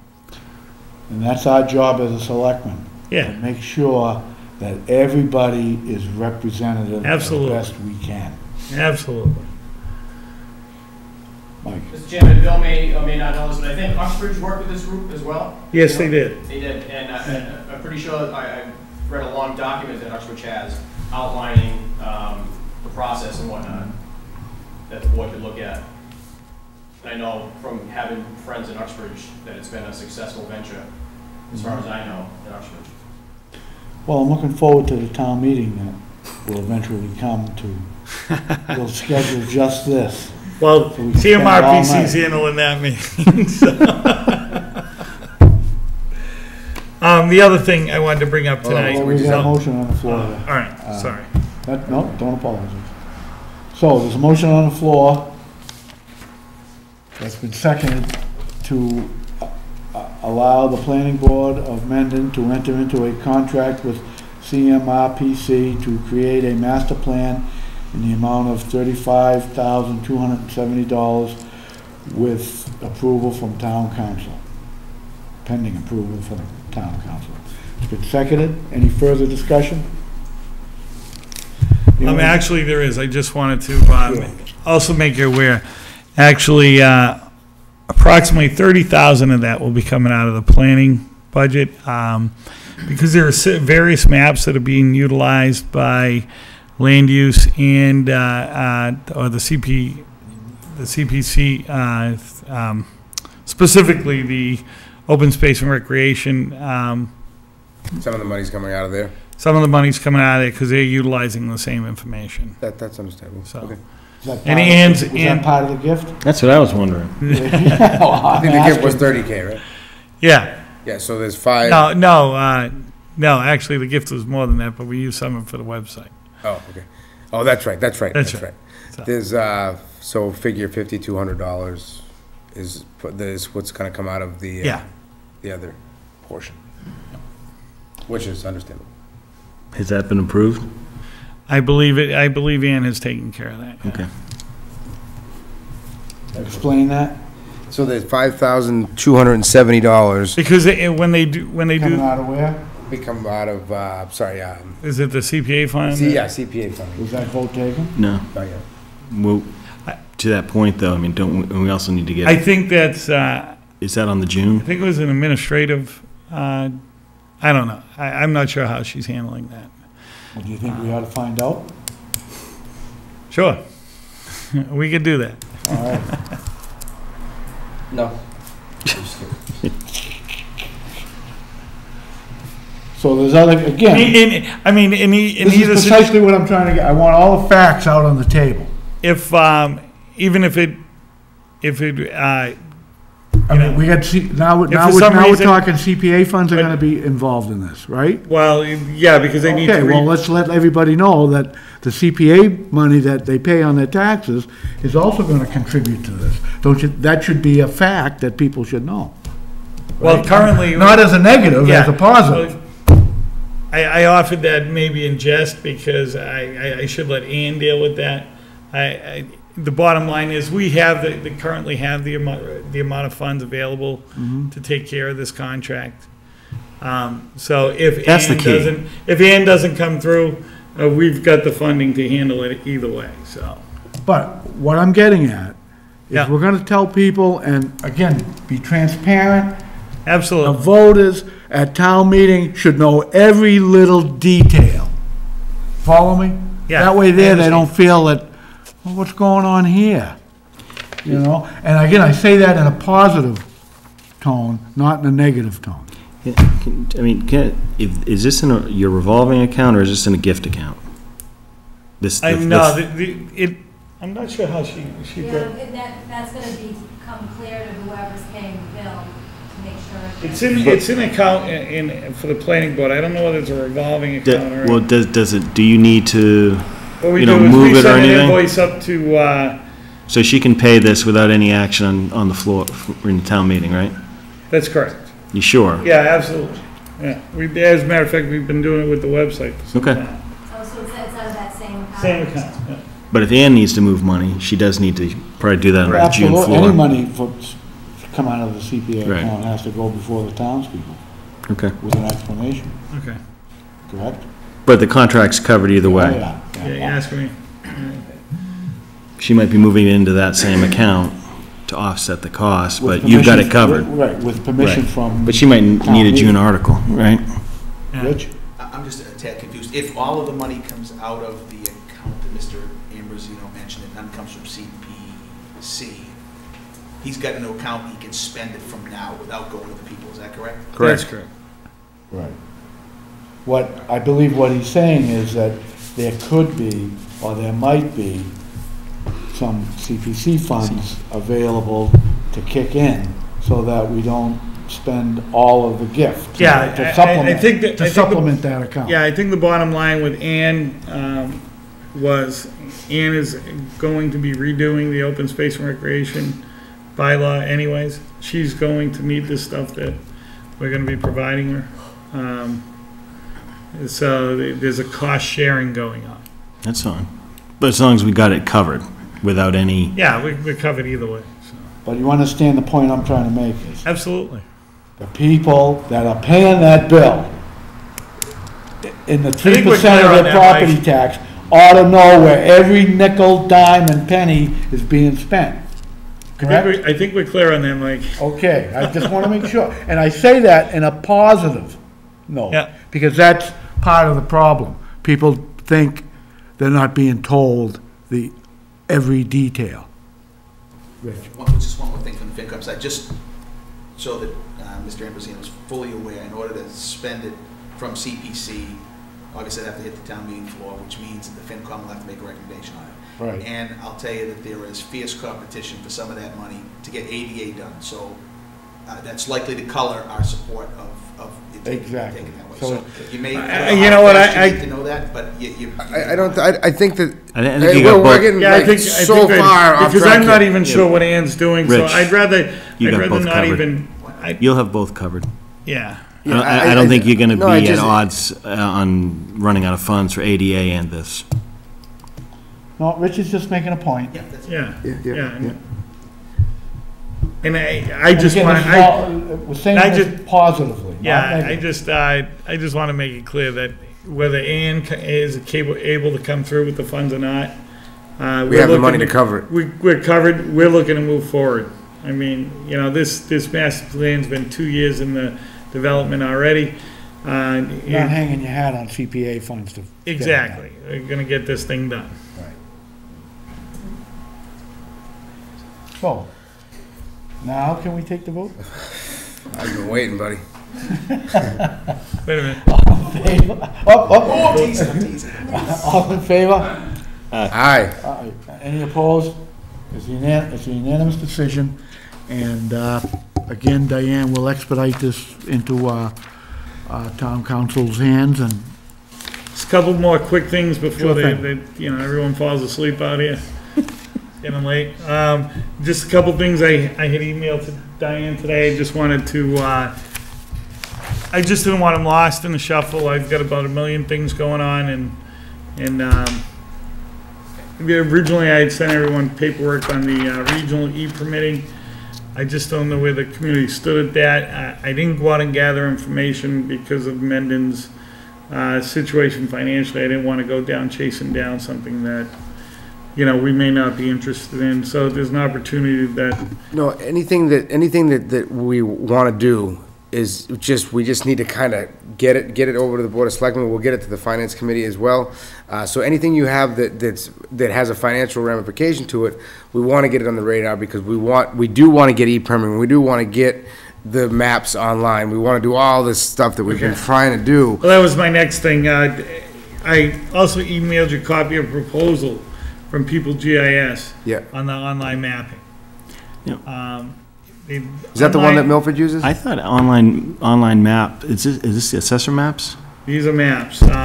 Basically, you could. I thought that was part of phase 1 for the website, based on the outline that the gentleman. Well, okay, here's the situation. The situation with that. Okay. I mean, and I'm just going to touch upon it briefly, because it is a train wreck. We have Patriot that says, okay, so we have the website guy saying, we just need this file from Patriot. Right. And Patriot saying, well, yeah, I can generate you that file, but it's going to be outdated within a minute, because they said what we have is this product that gives you your maps, but it's this much money a year. So no matter what, we're looking at a cost savings. And so what we would do is link that off of the current website. But no, we just need this file. But the file's going to be outdated in a minute as soon as I give it to you. So it's been this. So we just kind of said, okay, let's just put the brakes on here on everything. We're gonna regroup. Okay. But we need to be looking at something, either whether it's Patriot and we use their mapping, or we need to be looking at something else that may be a little bit more cost effective. There's, I believe that Patriot is $4,000 for the first initial hookup, and then $2,000 a year or something like that. I have the numbers. Yeah, Patriot, what they, unless they've come up with something more recently, but in the past, the Patriot was the information they had was very kind of crude. It wasn't, you know, this company here, People GIS, they can do from 0 to 60, just your assessors maps online, all the way up to, they can tell you every household that has a person over 65 living in it, every house that has a dog in it. There's, you know, they can take it to the next level depending upon, obviously, how much you want to pay. I think one of the quotes, I mean, I didn't go through this recently, but one of the quotes was like, it was like a $6,000 setup and like $4,000 a year or something like that. And that gave you quite a bit of the functionality of Well, my question would be, like you said, you Right. get soup to nuts. right. Well, Can we incorporate that into, so that we're not duplicating it? Like if the town clerk has a website that's gonna, you can look up how many dogs there are registered? This is just. And we're doing yeah. it again? Well, this, as far as this you can incorporate with your website. We're all meeting to discuss this. Yeah. Actually, the town clerk, myself. And I'll bring this stuff with me. When's Bill. that meeting? Huh? When's that meeting? Thursday? During the day? Yeah. Thursday at, hold on. Yeah, I can't do Thursday during the day, but. I'd be curious, I'd be curious to know more about this, because the town clerk also, Oh, sorry, it's next Thursday. It's a week from I Thursday. might be able to do next Thursday. I thought it was the 16th or something. Next Thursday I at guess, 2 I guess p.m. I'm confused as what we're doing with the website, because I've seen people say, I sent you an email saying, hey, let's look at another vendor, and I'm like, Okay. what's going on? You know, there's This a lot is- of noise and This is, moving yeah, parts. this is kind of where, I think where we're at. Some of the money that we originally got went to the development of a website. And early on, there was a lot of excitement. We had a lot of people involved. And, things started out really well. And I'm not willing to criticize a website vendor because there was a lot that we needed to do at the time as a community that was taking forever. I'm not going to point any fingers at anybody, but the stuff just wasn't happening. So a lot of it was the town of Mendon's fault. I mean, I was trying to get. I just want to push a reset button. Right. Because I want to understand e-commerce, maps, the whole Well, nine yards, right? Now pushing the reset button. I think there's some new functionalities out there, 4.5 years later, that we can do much better. Notifications through the websites, most of the towns around us now using virtual town hall, which is a site that wasn't as polished as it is now when we originally set out to do our own.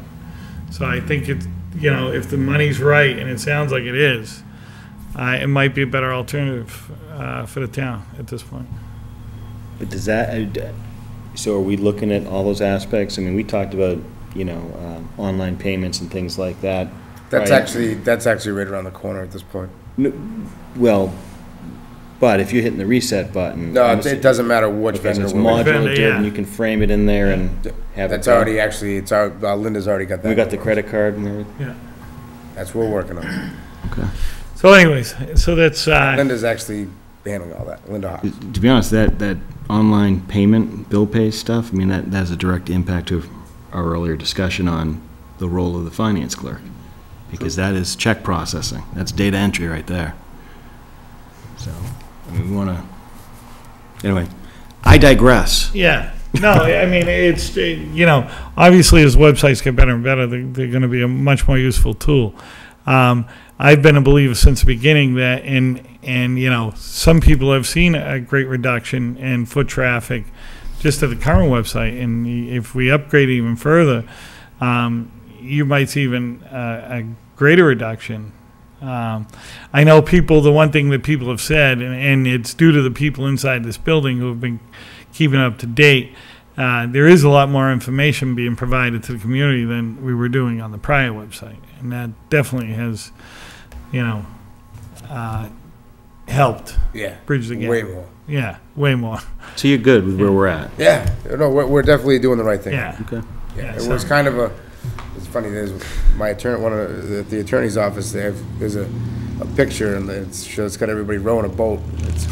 Everybody's going to a closing, and everything gets screwed up along the way, and the next thing you know, they're whacking each other with paddles. It says, okay, reschedule. So this is what we're doing, we're just rescheduling. Yeah, just rescheduling. All right. All right. Other than that,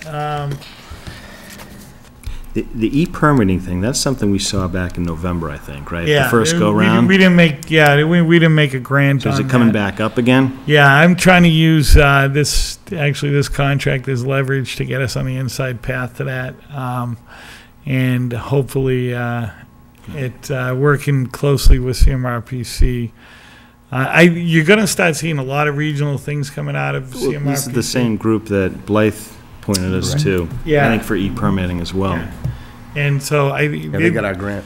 they're really trying to make it, a regional planning agency so they can really tighten up the planning for the, entire central Mass. So, Well, if it's a state agency, they got to reduce their fees. It's a little, yeah, that's on the high side at 35. maybe they'll do all planning from Worcester. You won't even need a planning board anymore. I don't know about that. Yeah. What about Kathleen Schofield? Yes. She's looking to be appointed to the Mass Planning Committee. Move to appoint Kathy Schofield at 135 Blackstone Street to the Master Planning Committee with a term to expire June 30th, 2013. I guess I'll second. A motion's been made and seconded to appoint Kathy Schofield of 135 Blackstone Street to the Master Planning Committee with a term to expire this June 30th, 2013. Discussion. I object to this appointment. She said you would. Strike that from the record, please.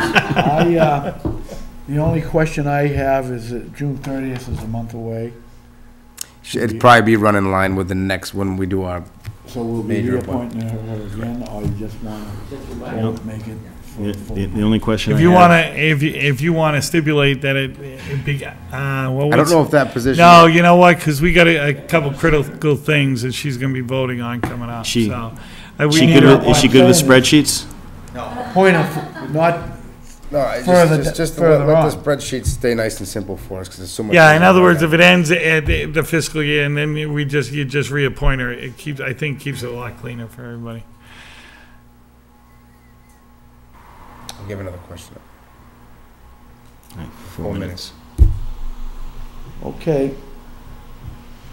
All in favor? Aye. Any opposed? It's unanimous. Welcome aboard, Kathy. And it's- Anything else? Bill? Yeah, just, I just wanted to give a little blurb on that, a new round of public hearings on the zoning bylaws are beginning. What I need from you guys is an idea of when we realistically can think we can have a special town meeting to address these. Because depending upon when that can be, because if I approve something in public hearing today, I've got a 6-month window. Our next It- special town meeting would be September. Well, here's my thought. Again, you know, if we're gonna do zoning bylaw changes, that's all that should be on the table. I don't disagree. And it should be just one, because it gets intricate. Trying to blow through 4 or 5 zoning changes or. Well, it's not always quite that easy, Mike, because Well- some of them, If one, If one incorporates the next, yes. like right now, we've got 4 districts approved. And we have some fuzzy gray math going on with uses in those 4. okay, so let's just be simple, let's make it simple then. Let's have an, end of August. August is bad. So People are away. they're not away anymore. The kids are all go back to school in the beginning of All right. August. Oh, I mean, okay. the end of August. All right. That's why I'm saying, let's have it roughly right when the kids go back to school. That 'cause works for me. Everybody's home, and that way we're not piggybacked on top of the Gotcha. September financial special town meeting, if that works, That works. And then, Sorry, why are we having a September financial town meeting? we generally always do certified free cash, September? set the tax rate. No, that usually happens in October. A little bit, well, anyway. It doesn't matter if it's beginning of October, end of, whenever we generally I'll tell you need it. what, the Board of Selectmen will decide that coming up in the next couple of weeks. All right, I've got a, But you understand what my suggestion is, if we're gonna have it for zoning, then let's have it for zoning, no money issues. Yeah. Zoning. I So don't we can disagree. spend all night hashing out Disagree. any disagreements or problems. I'm hoping, actually, unfortunately, I had to continue it, but tonight's meeting was well attended. I actually, I'd like- as they were coming in, I was explaining to them that. I think that, you know what, in all honesty, I think we should definitely, and this is just a suggestion, you guys can do what you like, but these hearings should be up here, televised, recorded, so that we can play them, so people can go onto the historical data and play them back anytime they want. And we'll definitely adjust our schedule to accommodate that, but I definitely would like to attend them, and we always see this, be overlapped, but I think if you Okay. guys could have those hearings up here, you guys can have the table, we'll just kind of take a back seat over there. I agree. I think that's a great idea. All right. And that was the other thing I didn't want to rush to, because I wanted to get some further information out to make sure more people are attending. All right, As many people as so, we can. because we're running out of Yeah. time on this particular Yeah. tape, we're gonna decide at a future meeting. But you, If you hold the hearings up here, we can arrange the same call-in mechanism if you want, as we did for the library building committee. that as well too. Perfect. Okay. But you're saying that you need to know pretty soon a time frame, because once you're done with the hearing, you have a 6-month window. Late Yeah, August, 6 months. early September Yeah. seems to make Yeah, I think sense, we're, right? we're safe in that time. Okay, all right, then we should be good to go. Okay. All right, that's fine. Thanks. Do you need to change that tape? All right, you want to recess for a minute? We're gonna recess for a few minutes while our technical advisor fixes the tape. Thank you, we'll be back.